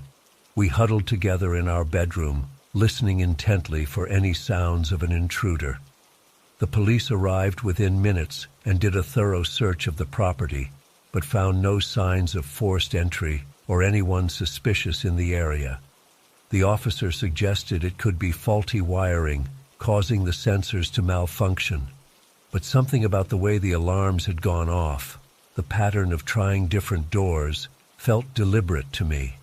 This didn't seem like a random glitch. The next day, still shaken, I decided to check with our neighbors to see if they'd noticed anything strange lately. Our across-the-street neighbor Tom mentioned that his security camera had caught some odd footage the previous night, right around the time our alarms were going off. He pulled up the video on his phone, and my blood ran cold as I watched. The grainy nighttime footage showed a dark figure moving stealthily across our front yard, staying in the shadows. They appeared to be testing our doors and windows, and at one point looked directly at Tom's camera before quickly ducking out of view. It was chilling confirmation that someone really had been trying to get into our home. We immediately called the police again to report what we'd seen. They increased patrols in the neighborhood but said there wasn't much else they could do without catching someone in the act. I was a nervous wreck, jumping at every little sound and constantly peering out the windows. Our quiet suburban street suddenly felt menacing and unsafe. Jake insisted on upgrading our security system, adding cameras and extra motion sensors around the property. But even with the increased security measures, I couldn't shake the feeling of vulnerability. This was supposed to be our safe haven, our little slice of suburban paradise where we were raising our family. Now it felt tainted by fear and paranoia. The kids picked up on our anxiety, asking why we were keeping all the curtains closed and why they couldn't play in the front yard anymore. We tried to stay positive around them, not wanting to scare them, but it was hard to hide our stress. As Christmas approached, I found myself unable to get into the holiday spirit. Instead of feeling merry and bright, I was consumed with worry about this mysterious intruder. Would they try again? What did they want? The uncertainty was almost worse than knowing.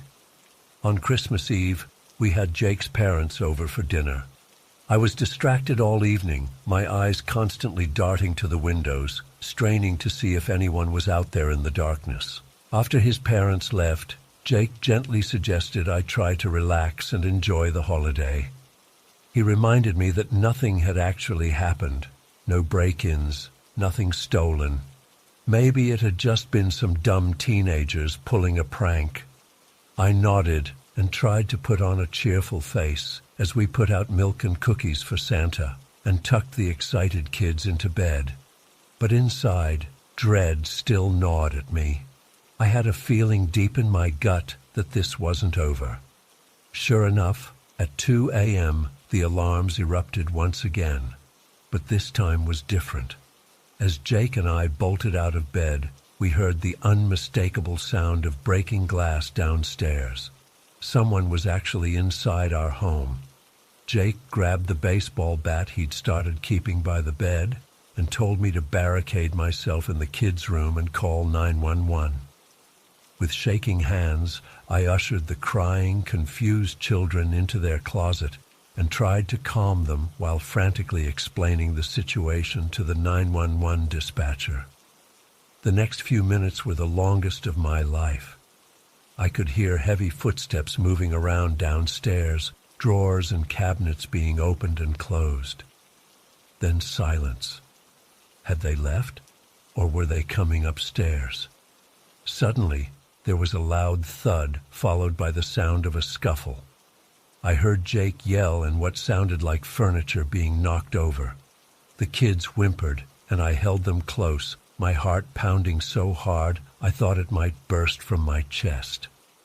After what felt like an eternity, I heard sirens approaching. The sounds of the struggle abruptly ceased, followed by rapid footsteps and the slam of a door.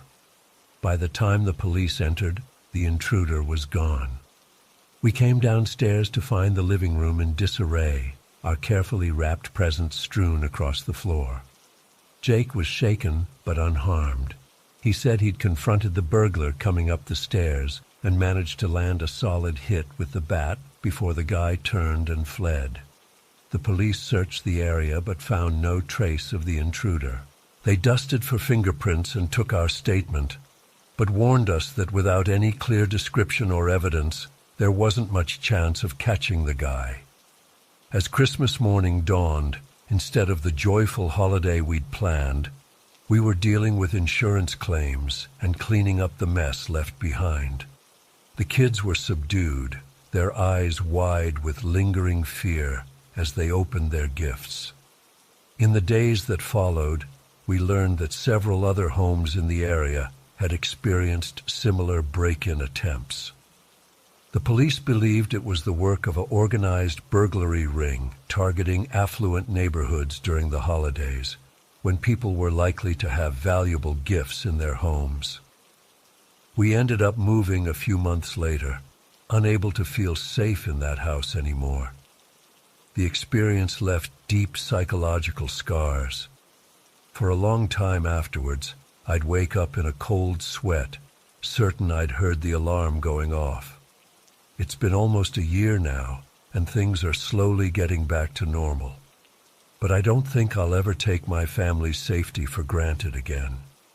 What should have been a season of joy and celebration turned into a nightmare that changed us forever. Now when I hear Christmas carols about silent nights and peace on earth, I can't help but shudder, remembering those terrifying moments when the silence was shattered and our peace was stolen away. I woke up in the hospital 2 days later with a concussion and some broken ribs. But Jake didn't make it. The guilt and grief were overwhelming. If only I'd been more careful driving. If only we'd stayed home that night. The what-ifs tormented me. The first few weeks after the accident were a blur of funeral arrangements, condolences, and sleepless nights. I couldn't bear to celebrate the holidays. Everything reminded me of Jake and what I'd lost. As the new year began, I threw myself into work, desperate for any distraction from the pain. It was about a month after the accident when I first heard it.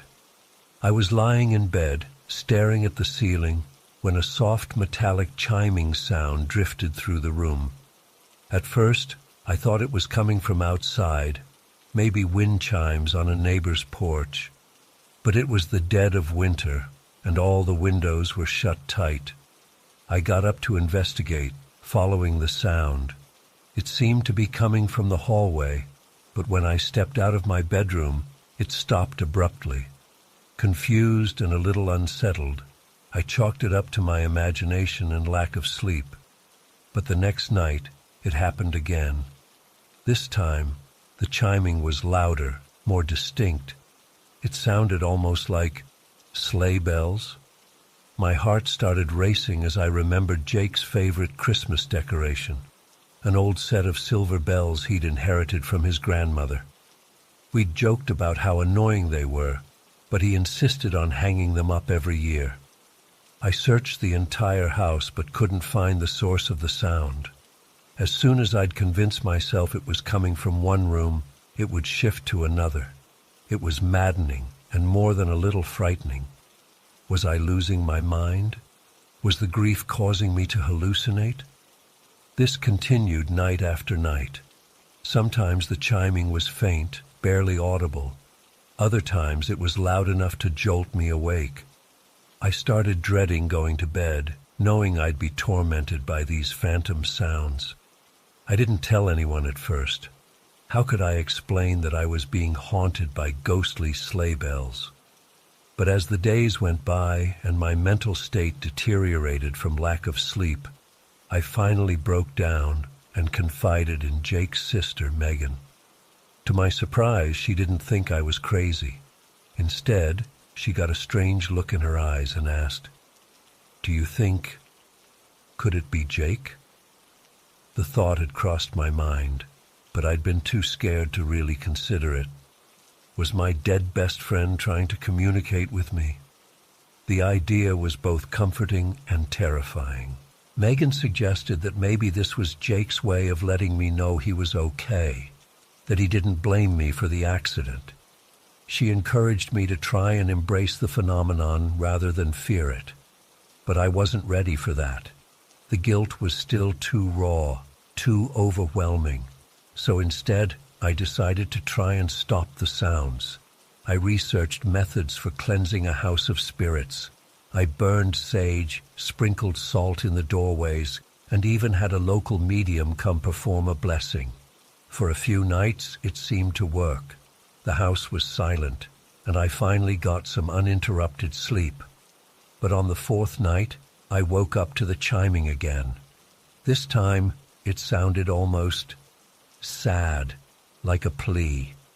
That's when something in me shifted.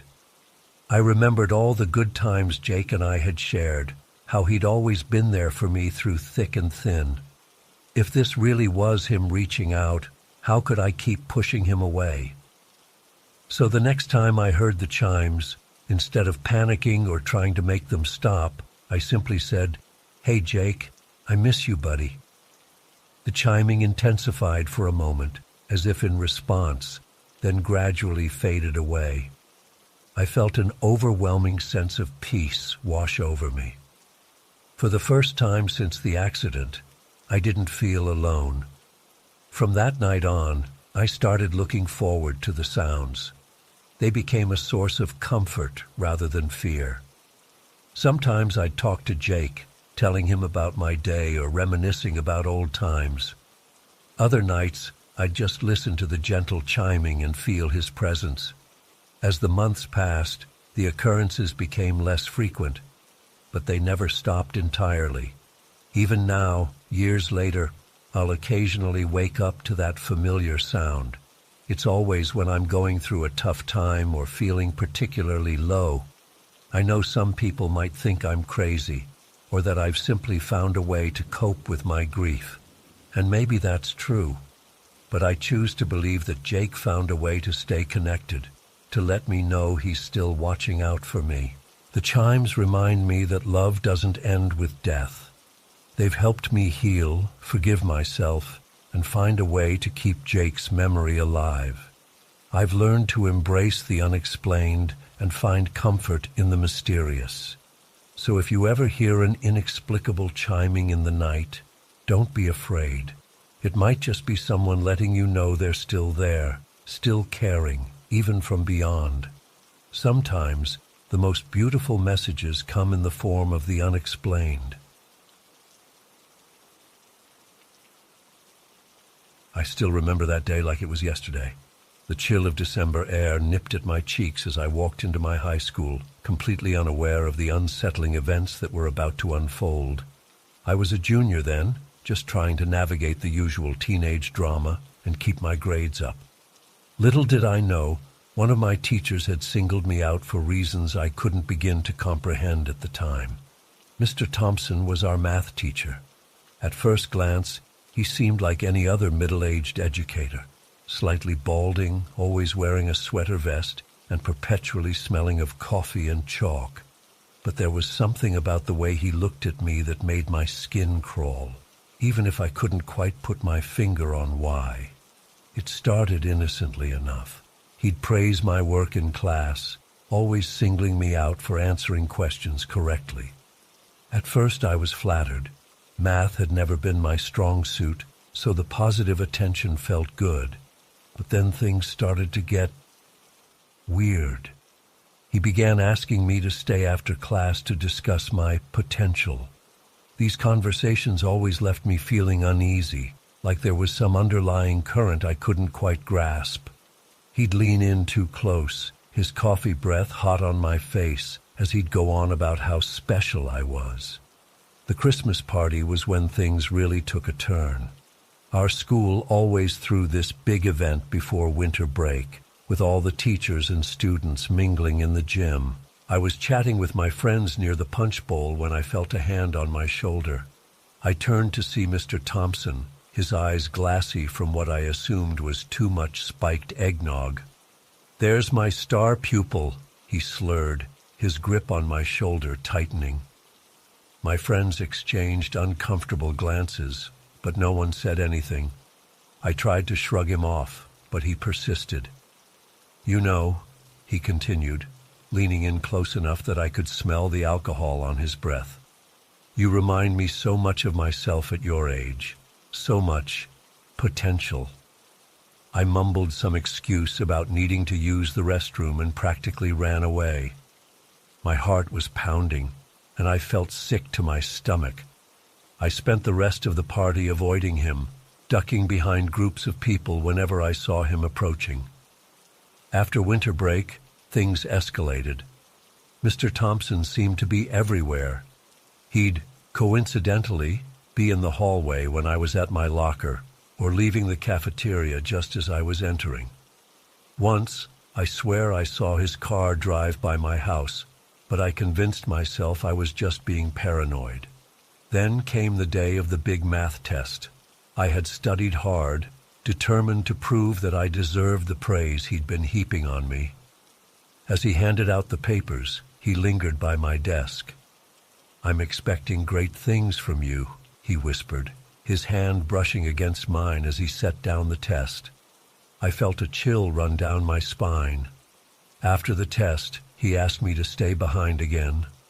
My stomach dropped as the last student filed out, leaving us alone in the classroom. He perched on the edge of his desk, far too close for comfort. "I've been thinking," he began, his voice low and intense. "You have such a bright future ahead of you. Have you ever considered advanced placement classes, private tutoring?" I mumbled something non-committal, trying to edge towards the door, but he stood up, blocking my path. "I could help you, you know," he continued, his eyes boring into mine. We could spend some one-on-one time together, really focus on your development. That's when I saw it, a flash of something in his eyes that made my blood run cold. It wasn't just academic interest. There was hunger there, a predatory gleam that made me realize I was in danger. I blurted out some excuse about being late for my next class and practically bolted from the room. My hands were shaking so badly I could barely open my locker.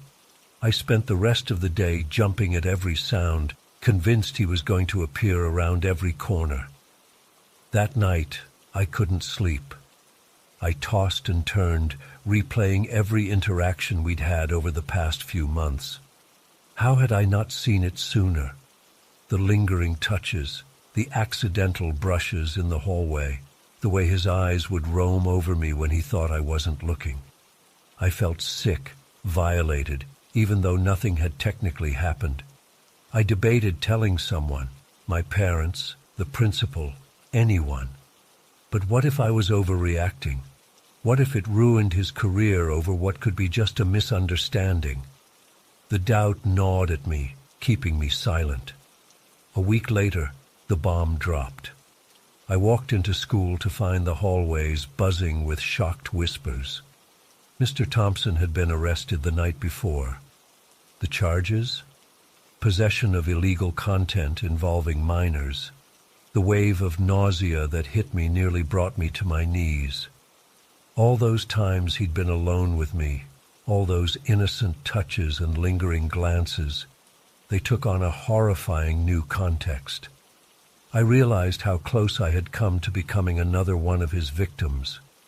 The following weeks were a blur of police interviews and counseling sessions. I learned that several other students had come forward with similar stories of uncomfortable encounters. Each revelation was like a knife twisting in my gut, knowing that if any one of us had spoken up sooner, we might have prevented others from being targeted. It's been years now, but I still can't shake the memory of those events. Every time I see a news story about a teacher taking advantage of a student, I'm right back in that classroom, feeling the weight of Mr. Thompson's gaze on me. I can't help but wonder, what if I had stayed behind that day? What if I had accepted his offer of private tutoring? The experience changed me in ways I'm still trying to understand. I became hyper-aware of the people around me, always looking for hidden motives or secret agendas.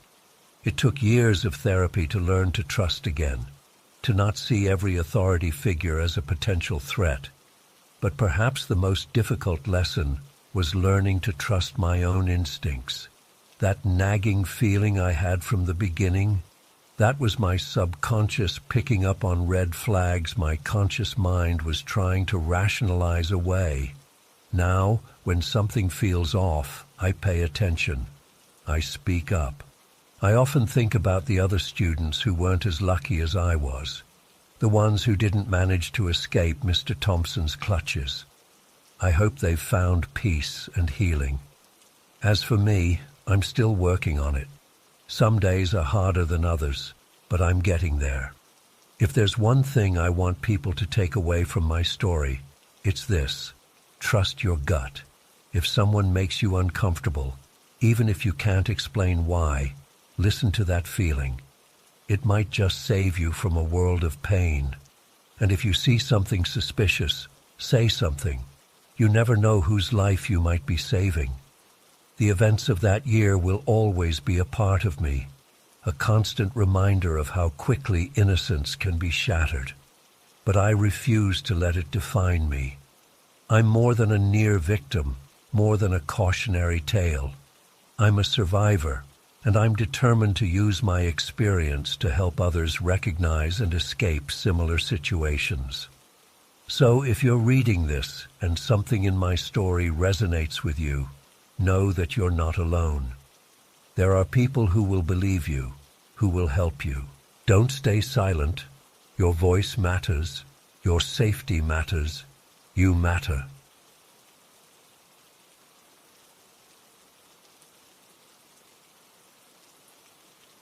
It was late. probably close to midnight. I should have been asleep hours ago, but the excitement of Christmas morning had me wide awake. I was lying in bed, staring at the ceiling, imagining what Santa might bring. The house was quiet, except for the occasional creak of the old floorboards settling. Suddenly, I heard footsteps coming down the hallway. At first, I thought it was my parents doing some last-minute Christmas prep, but the steps sounded different, heavier, slower. They weren't the familiar footfalls of Mom or Dad. My bedroom door was cracked open slightly, and I could see a sliver of the hallway. As I watched, a tall male figure walked past my door. He was dressed in old-fashioned clothes, a dark suit and hat that looked like something out of an old black-and-white movie. My heart started racing. Who was this strange man in our house on Christmas Eve? I was terrified, but also curious. I slipped out of bed and crept to my doorway, peering down the hall. The man had gone into my older brother Tommy's room across the hall. Tommy was 16 and usually slept like a rock, so I doubted the intruder had woken him up. I tiptoed across the hall and peeked into Tommy's room. What I saw made my blood run cold. The strange man was standing at the foot of Tommy's bed, just watching him sleep. He wasn't doing anything threatening, but there was something eerie and unnatural about the way he stood there, completely motionless. I must have made a small noise because the man suddenly turned and looked right at me. His face was wrinkled and weathered, with bushy white eyebrows and piercing blue eyes. But the thing that struck me most was how sad he looked. There was so much sorrow in his expression. For a moment, we just stared at each other. I was frozen in fear, unable to move or cry out. Then the man gave me a small, wistful smile. He raised his hand as if to wave, and then he simply faded away. 1 second he was there, and the next he had vanished into thin air. I ran back to my room and dove under the covers, my heart pounding. I wanted to run to my parents' room, but I was afraid of what they might say. Would they believe me? Would they be angry that I was still awake? So I stayed in my bed, too scared to sleep, until I finally drifted off as the sky started to lighten. The next morning, I didn't say anything about what I'd seen. It was Christmas after all, and I didn't want to ruin the day with talk of ghosts. As the years went by, I started to wonder if I had dreamed the whole thing. But I never forgot that sad-eyed man in the old-fashioned suit. Fast forward to Christmas Eve, 2005. I was 23 now, home from college for the holidays. After dinner, the family was sitting around sharing old stories and memories. My brother Tommy, now 31, had a few drinks in him and started talking about something strange that had happened to him as a teenager. I swear, one Christmas Eve when I was about 16, I woke up in the middle of the night and there was this old man standing at the foot of my bed, Tommy said. He was just watching me, creepiest thing ever, but when I blinked, he was gone. I felt like I'd been punched in the gut. "Wait, what?" I said, my voice shaking. "You saw him too?" The room went quiet. My parents exchanged a look. You both saw him?" my mom asked hesitantly. Over the next hour, an incredible story came out. It turned out that almost everyone in the family had seen this mysterious figure at some point over the years, always on Christmas Eve. My parents, my grandparents, even my great-aunt Mildred. But they had all kept it secret, not wanting to scare the kids or seem crazy. "We have a picture of him, you know," my dad said quietly. He went to the bookshelf and pulled out an old photo album. Inside was a faded black-and-white photograph of an elderly man in a dark suit and hat. Those same piercing blue eyes stared out at me from the page. "That's him," I whispered. "That's exactly who I saw." "This is your great-grandfather, William," my mom explained. He passed away on Christmas Eve in 1960, long before you were born. He always loved Christmas, said it was the most magical time of year. I learned that Great-Grandpa William had been a kind, gentle soul who adored his family more than anything. He had 8 children and doted on all of them. Christmas was his favorite holiday, and he went all out every year with decorations, gifts, and family gatherings. In the last few years of his life, William developed dementia. He started to forget things, including his beloved family members. By the end, he barely recognized his own children. It broke everyone's hearts to see him fade away like that. William died peacefully in his sleep on Christmas Eve, 1960. The family was devastated, but they took comfort in the fact that he passed during the holiday he loved so much. But it seemed that even death couldn't keep William away from his family at Christmas time. Every year since his passing, various family members had glimpsed his spirit wandering the halls on Christmas Eve. Always the same, an elderly man in an old-fashioned suit with sad blue eyes and a wistful expression. We think he comes back to check on the family," my grandmother said softly, "to make sure we're all okay, even though he can't be with us anymore." I was stunned. All these years, I had thought I was the only one who had seen the mysterious figure that night. To learn that it was actually a beloved family member still watching over us long after his death, it was overwhelming. From that night on, the ghost of Great-Grandpa William became a cherished part of our family's Christmas tradition. We would gather on Christmas Eve and share stories about him, both from when he was alive and the various ghostly encounters over the years. I never saw William's spirit again after that night in 1990, but every Christmas Eve I find myself glancing down the hallway, half expecting to see that familiar figure in his dark suit. And even though I don't see him, I always feel a sense of warmth and love, as if he's still there, watching over us all. Some people might find the idea of a family ghost frightening, but for us, Great-Grandpa William's spectral visits are a comfort, a reminder that love truly can transcend death.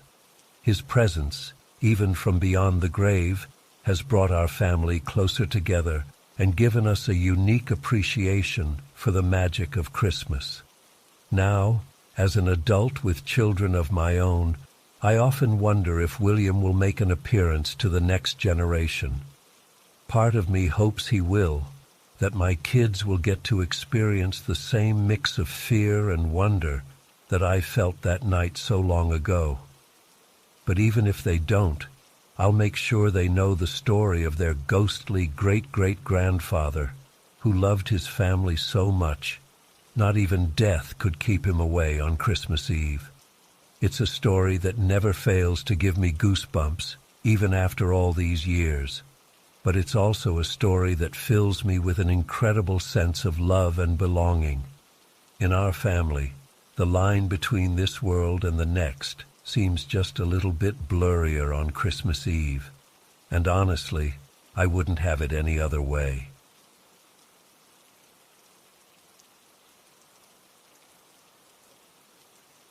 I remember the first time I noticed something off about that room. I was about 8 years old, playing hide-and-seek with my cousins. I decided to hide in the kids' room closet, thinking it was the perfect spot. As I crouched inside, I heard the door slowly creak open. Peeking through the slats, I expected to see one of my cousins, but instead I saw a tall, shadowy figure standing in the doorway. It was unnaturally still, and even though I couldn't make out any features, I felt like it was staring right at me. I held my breath, terrified to make a sound. After what felt like an eternity, it slowly backed out and closed the door. When I finally worked up the courage to come out, the room was empty. I ran downstairs in a panic, but my cousins just laughed it off, saying I must have imagined it. But I knew what I saw. From that day on, I avoided that room like the plague. As the years went by, more strange things started happening in and around the kids' room. My Aunt Lisa was staying there one summer and woke up in the middle of the night to find the door locked from the outside. She started pounding and yelling, waking up the whole house. When my grandpa finally got the door open, Lisa was in hysterics, insisting someone had been in the room with her. Another time, my cousin Jake was napping in there and said he felt someone sit on the edge of the bed. He opened his eyes, expecting to see one of us, but no one was there. The impression on the mattress remained for a few seconds before slowly rising back up. These incidents became so common that we started referring to it as the naughty kids' room as a way to lighten the mood. My grandma would jokingly scold the naughty kids whenever something went missing or a door slammed on its own. But deep down, we all felt uneasy about what was really going on. Last summer, I decided to stay at the farmhouse for a few weeks to help my aging grandparents with some renovations. Everything was going smoothly until one night when I was awakened by a loud thud coming from upstairs. My first instinct was to check on my grandparents, but they were sound asleep in their room downstairs. Heart racing, I crept up the stairs, telling myself it was probably just a window left open or something falling over. As I reached the landing, I saw that the kids' room door was wide open, soft moonlight spilling into the hallway. I cautiously approached, straining my eyes in the darkness. That's when I saw it, the same tall, shadowy figure from my childhood, standing motionless in the corner of the room. A chill ran down my spine as memories of that day in the closet came flooding back. I wanted to run, to scream, but I was frozen in place. Suddenly, it started moving towards me with unnatural speed. In a panic, I slammed the door shut and pressed my full weight against it. I could feel something on the other side, pushing back with incredible force. The wood creaked and groaned under the pressure. Just when I thought the door would splinter, everything went silent. The pressure disappeared, and the hallway was plunged into an eerie stillness. I don't know how long I stood there, trembling and gasping for breath. When I finally worked up the courage to open the door again, the room was empty. The next morning, I told my grandparents what happened. To my surprise, they didn't seem shocked. My grandpa sighed heavily and said, "I guess it's time we told you the truth about this house." He explained that strange occurrences had been happening in that room long before I was born. According to family lore, the original owners of the house had lost 2 young children to illness in that very room. Some believed their spirits never left, causing mischief and trying to interact with the living. My grandma chimed in, "We never wanted to scare you kids, so we tried to make light of it with the whole naughty kids thing. But we've all seen and felt things over the years that can't be explained." As they shared more stories, objects moving on their own, whispered conversations when no one else was home, and multiple sightings of the tall figure, I realized just how much they had been keeping from us. They had been quietly dealing with these paranormal occurrences for decades, trying to protect us from the truth. That summer, we decided to bring in a local paranormal investigator to see if we could get some answers. They set up cameras and various equipment in the kids' room, but after a week of monitoring, they couldn't find any concrete evidence of paranormal activity. The investigator said this was common, as spirits often go quiet when being actively observed. However, they did pick up some unusual electromagnetic readings and temperature fluctuations in the room. They also said they felt a heavy, oppressive energy upon entering. While it wasn't the definitive proof we were hoping for, it validated our experiences to some degree. In the end, we decided not to do anything drastic, like performing cleansings or exorcisms. My grandparents felt that whatever was in the house hadn't shown any malicious intent over the years, more mischievous than anything. They saw themselves as caretakers, not just of the house, but of whatever spirits might be lingering there. We still use the farmhouse for family gatherings, but now there's an unspoken understanding about the kids' room. We don't ignore the strange occurrences anymore, but we don't let fear control us either. In a way, the spirits have become a part of our family history, as much a part of the house as the creaky floorboards and faded wallpaper. Sometimes, late at night, I'll hear soft footsteps in the hallway, or catch a glimpse of movement out of the corner of my eye. And every now and then, when I pass by the kids' room, I could swear I hear the faint sound of children's laughter. It's a reminder that there are some mysteries in this world that we may never fully understand, but can learn to coexist with. The experiences in that house have fundamentally changed how I view the world. I've become more open-minded about the possibility of life beyond what we can see or touch. And while part of me will always feel a twinge of fear when I think about that tall, shadowy figure, I also feel a strange sense of connection to the history and secrets of my family's home. As I write this, I'm actually preparing for another visit to the farmhouse. My grandparents are getting older, and I want to spend as much time with them as I can.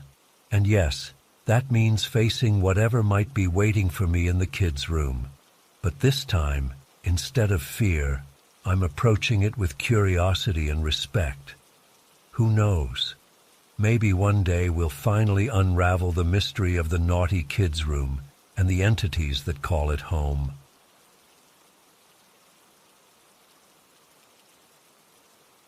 I'll never forget that Christmas Eve in northern Alberta.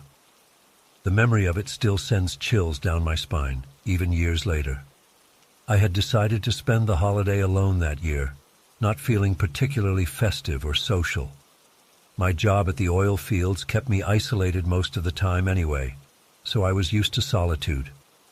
As evening fell, I grabbed a bottle of whiskey and hiked out to a secluded spot in the woods, where I often went to clear my head. The snow crunched beneath my boots as I trudged through the knee-deep drifts.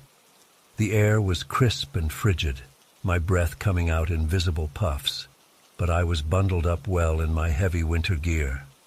I reached the small clearing and got to work building a fire pit, digging through the snow to the frozen ground beneath. Soon I had a decent blaze going, the flames casting flickering shadows on the surrounding trees. I settled in on a fallen log, taking periodic swigs from my whiskey bottle to ward off the chill. As the hours passed, a sense of melancholy settled over me. Here I was, alone on Christmas Eve in the middle of nowhere. My thoughts drifted to family and friends back home, wondering what festivities they might be enjoying. But I pushed those feelings aside, focusing instead on the hypnotic dance of the flames. It must have been close to midnight when it happened. The fire had died down to glowing embers, so I leaned forward to blow on them, trying to coax the flames back to life. That's when I heard it, a distinct wooden knocking sound coming from the darkness beyond the firelight. I froze, listening intently. For several long moments there was only silence. Then it came again, knock, knock, knock. It sounded like it was coming from about 20 yards away, off to my right.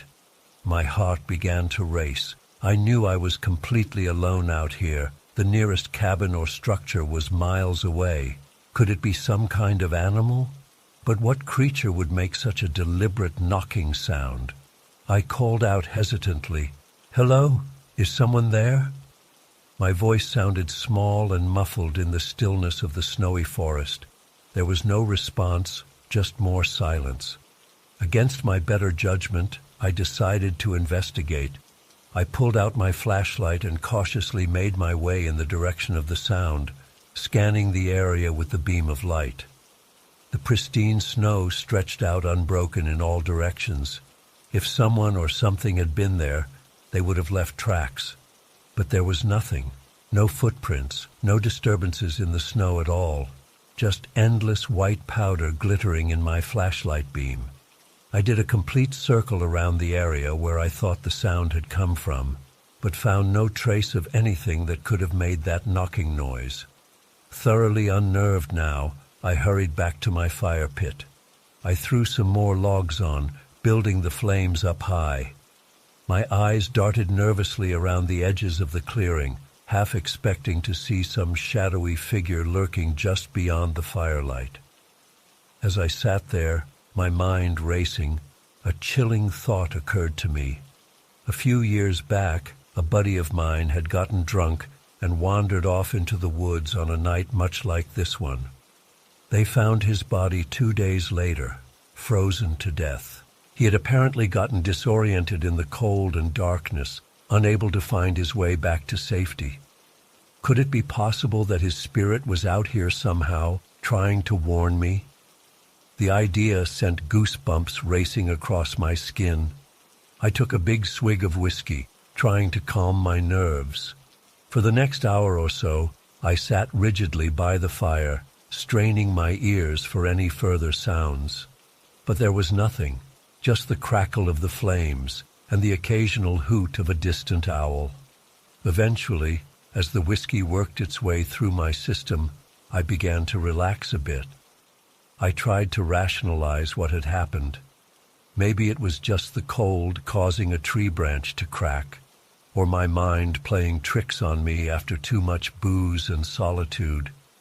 But deep down, I knew what I had heard was real. Those 3 distinct knocks were unlike any natural sound I'd ever encountered in these woods, and the fact that there were no tracks or signs of anything in the area just made it all the more unsettling. As the sky began to lighten with the approaching dawn, I decided I'd had enough.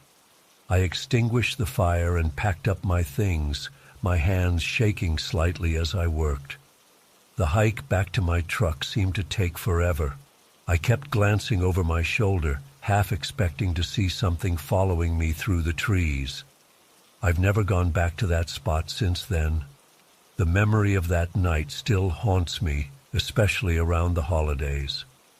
Was it really some kind of supernatural occurrence? A warning from beyond the grave? Or just my imagination running wild in the isolation of the frozen wilderness? I don't know if I'll ever have answers. But one thing's for certain. I'll never forget the bone-chilling fear I felt upon hearing those mysterious knocks in the darkness of that Christmas Eve. It was a stark reminder of how small and vulnerable we truly are in the face of the unknown. These days, I make sure to spend the holidays surrounded by friends and family. The thought of being alone in those woods again is more than I can bear. Some mysteries, I've decided, are better left unsolved.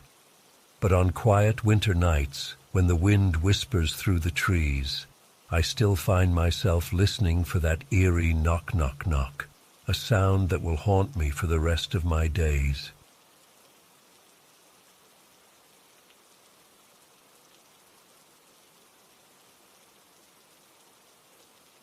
I never thought I'd find myself in such a bizarre and unsettling situation, especially on Christmas Eve.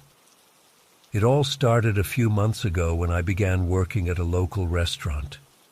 The job itself was pretty standard, taking orders, serving food, the usual stuff. But there was this one coworker, John, who always seemed a bit off. John was terrible at his job. He'd constantly mess up orders, forget to bring customers their drinks, and sometimes even argue with the patrons. I tried to help him out at first, but it quickly became clear that he wasn't interested in improving. He'd just shrug off any advice and continue doing things his way. As you can imagine, management wasn't too thrilled with John's performance.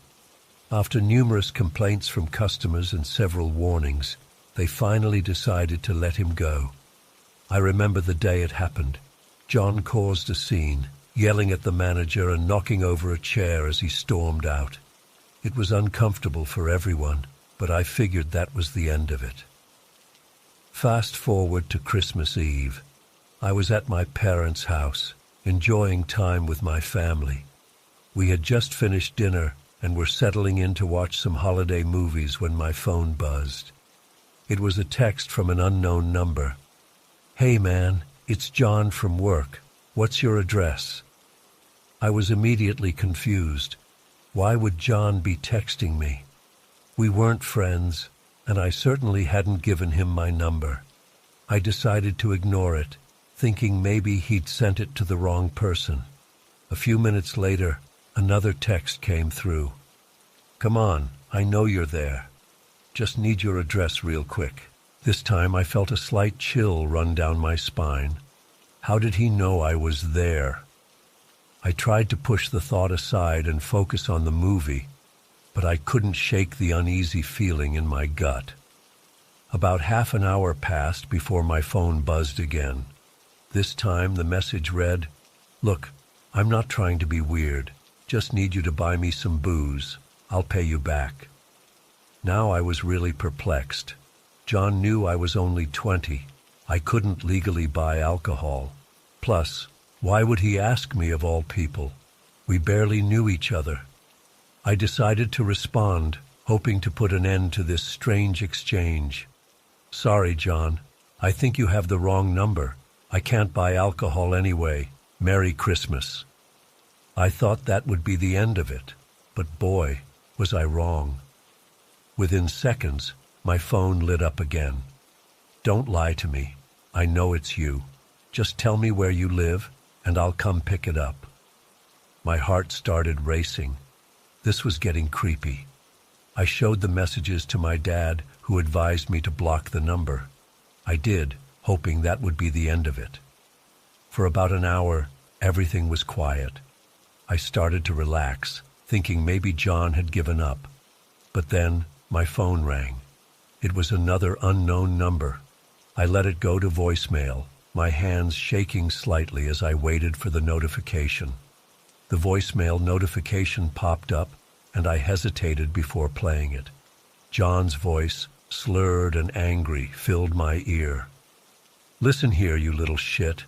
I know you're there. I know you can hear me. Stop ignoring me and give me what I want. You owe me after what happened at the restaurant." I felt my blood run cold. How did he get another number? And what did he mean I owed him? He was the one who got himself fired. I played the message for my family, and we decided to call the police non-emergency line. They took down the information, but said there wasn't much they could do unless John actually showed up or made a direct threat. Throughout the rest of the night, I received more texts and calls from different numbers. Each message became more incoherent and threatening. "I see your car in the driveway. Nice Christmas lights. You can't hide forever. I know where you work. Remember that time you spilled coffee on table 7? I covered for you. You owe me." That last one really freaked me out because it was true. I had spilled coffee once, and John had helped clean it up, but I never thought he'd use that against me. As the night wore on, I became increasingly paranoid. Every sound outside made me jump. Was that a car door slamming? Footsteps on the porch? I kept peeking out the windows, half expecting to see John's face pressed against the glass. My family tried to keep things normal, but there was an undeniable tension in the air. We went through the motions of opening presents and singing carols, but my mind was elsewhere, constantly wondering when the next message would come. Around midnight, things took an even stranger turn. I received a picture message from yet another unknown number. With shaking hands, I opened it. The image showed a crudely drawn map with an X marked on it. The text below read, "Found you. Merry Christmas, asshole." That was the last straw. We called the police again, this time insisting they send someone out. While we waited, my dad and uncle took turns patrolling the perimeter of the house, making sure all doors and windows were locked. The police arrived about 20 minutes later. We showed them the messages and explained the situation. They took it seriously, thank goodness, and promised to keep an eye on the house throughout the night. They also said they'd try to trace the numbers in the morning. As the officers were leaving, one of them suddenly stopped and pointed at something in the front yard. There, stuck in the snow, was an empty vodka bottle with a note tied around it. The officer carefully retrieved it, wearing gloves to preserve any potential evidence. The note, written in messy handwriting, simply said, "Thanks for nothing. See you at work." I felt my knees go weak. John had been here, right outside my family's home, while we were inside celebrating Christmas. The thought made me sick to my stomach. The rest of the night was a blur. Nobody slept much. We took turns keeping watch, jumping at every little noise. I kept expecting my phone to buzz again, but it remained eerily silent. When morning finally came, there was no sign of John. The police returned and took the bottle as evidence, promising to dust it for fingerprints. They also managed to trace some of the numbers. Apparently, John had been using a bunch of burner phones. Days passed, and we didn't hear anything more from John. I was too scared to return to work, so I called and quit over the phone. My boss was understanding, especially when I explained the situation. It's been a few months now, and there's been no sign of John. Sometimes I wonder if it was all some sort of twisted Christmas prank. But then I remember the fear I felt that night, the way my heart raced every time my phone buzzed. And I know it was all too real. I still jump when I get a text from an unknown number. I've changed my phone number twice since then, and I don't think I'll ever look at Christmas Eve the same way again. What should have been a night of joy and celebration turned into a nightmare that I can't seem to shake. The police never found John. Sometimes I worry that he's still out there, waiting. But mostly, I try to move on with my life, grateful for the safety of my family and the quick response of the police that night. But every now and then, when I'm alone at night, I could swear I hear the faint buzz of a phone notification. And for a split second, I'm right back there on Christmas Eve, terrified of what might be waiting for me on the other side of that message.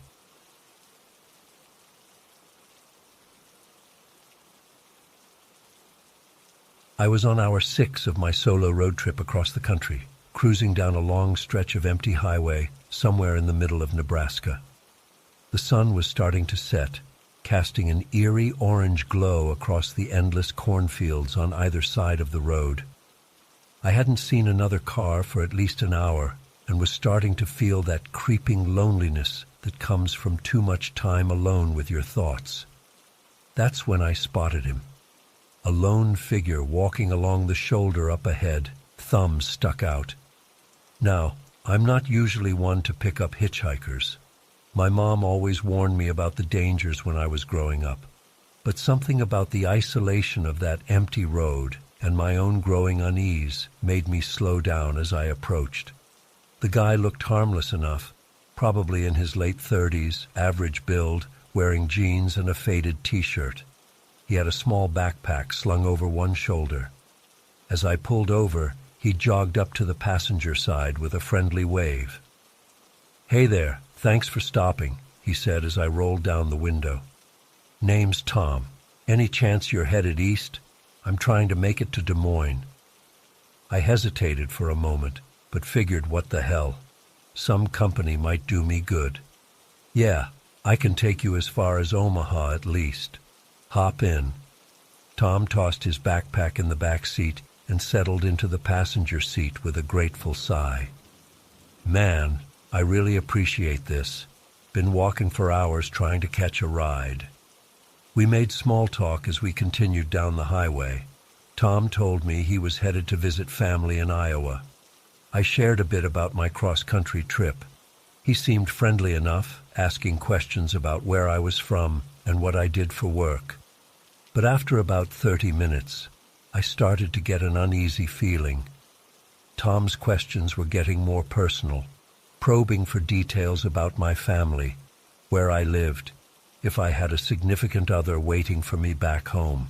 I tried to keep my answers vague, but he kept pressing. "So you live alone then, in an apartment or house?" he asked, a strange intensity in his eyes. I have roommates," I lied, not wanting to admit I lived by myself. Tom nodded, his gaze lingering on me a bit too long before turning back to the road. A chill ran down my spine. Why was he so interested in my living situation? I tried to steer the conversation to lighter topics, but Tom kept bringing it back around to uncomfortably personal questions. Where exactly was I staying tonight? Did I tell anyone back home about picking up a hitchhiker? My palms were sweating on the steering wheel as my mind raced. Had I made a terrible mistake letting this stranger into my car? The sun had fully set now, leaving us in darkness broken only by my headlights and the occasional passing car. I was looking desperately for any excuse to end this ride early when I spotted a sign for an upcoming rest stop. "Hey, I need to use the restroom and grab some coffee. Mind if we make a quick pit stop?" Tom's face tightened almost imperceptibly before he forced a smile. "Sure thing. I could use a break myself." I pulled into the brightly lit rest area parking lot, my heart pounding. As soon as I put the car in park, Tom's hand shot out and grabbed my arm. "Why don't you leave the keys in the ignition? I'll keep an eye on things while you run in," he said, his tone light but with an unmistakable edge of menace. I froze, realizing with horrible clarity the danger I was in. This guy clearly had bad intentions. My mind raced, trying to figure out how to get out of this situation. "Actually, I think I left my wallet in the trunk," I stammered. "I need to grab it to buy coffee." Tom's grip tightened painfully on my arm. "I don't think that's necessary. Why don't we just get back on the road?" Panic rising in my throat, I made a split-second decision. I yanked my arm free and bolted from the car, sprinting towards the rest stop building. I could hear Tom swearing and fumbling with his seatbelt behind me. I burst through the doors, gasping for breath. There was only one other person inside, a middle-aged woman behind the counter who looked startled by my sudden entrance. "Please, you have to help me," I wheezed. "The guy I picked up hitchhiking. I think he's dangerous. Can you call the police?" The woman's eyes widened in alarm, but she quickly nodded and reached for the phone. Just then, Tom came sauntering through the doors, his face a mask of concern. "Hey, buddy, is everything okay? You took off running so fast I was worried," he said, his voice dripping with fake sincerity. I backed away, putting the counter between us. "Stay back. She's calling the cops right now." Tom's friendly facade dropped instantly, replaced by a look of cold fury. He glanced between me and the woman on the phone, clearly weighing his options. For a terrifying moment, I thought he might try to physically overpower us. But then we heard the distant wail of police sirens, and Tom bolted. He ran back to my car, grabbed his backpack from the back seat, and took off into the darkness beyond the rest stop. I sagged against the counter in relief, my legs shaking. The woman came around and put a comforting hand on my shoulder. "It's okay, hon. The police will be here any minute. You're safe now." When the cops arrived, I gave them a full description of Tom and told them everything that had happened. They took my statement and said they'd put out an alert for him. I ended up having to stick around the rest stop for hours, answering questions and filling out paperwork. It was nearly dawn by the time they finally said I could go. One of the officers walked me out to my car. "You're lucky you trusted your instincts and got out of there when you did," he told me gravely. "We ran the description you gave us through our database. Looks like this Tom matches the profile of a guy wanted for a string of assaults and possible homicides across 3 states. He's been preying on lone travelers, especially in remote areas. I felt sick to my stomach imagining what could have happened if I hadn't managed to escape. The officer must have seen it on my face because he gave my shoulder a reassuring squeeze. "You did the right thing. Thanks to you, we've got a fresh lead on this guy. We'll catch him." I nodded numbly and got in my car. As I pulled back onto the highway, the vastness of the open road that had seemed so exciting yesterday now felt ominous and threatening. I kept obsessively checking my rearview mirror, half expecting to see Tom's face pop up in the back seat. It took me days to stop jumping at every sound and shadow, weeks before I could sleep through the night without nightmares. Even now, months later, I still get a chill down my spine whenever I pass a hitchhiker on the side of the road. I'll never know for sure what Tom's true intentions were that night, but I'm certain that if I hadn't trusted my gut and found a way to escape, I might not be here to tell this story. It was the closest I've ever come to true evil, and an experience I'll never forget as long as I live. So let my story be a warning. No matter how lonely that open road might feel, no matter how harmless a stranger might seem, never let your guard down. You never know who might be hiding behind a friendly smile, waiting for their chance to strike.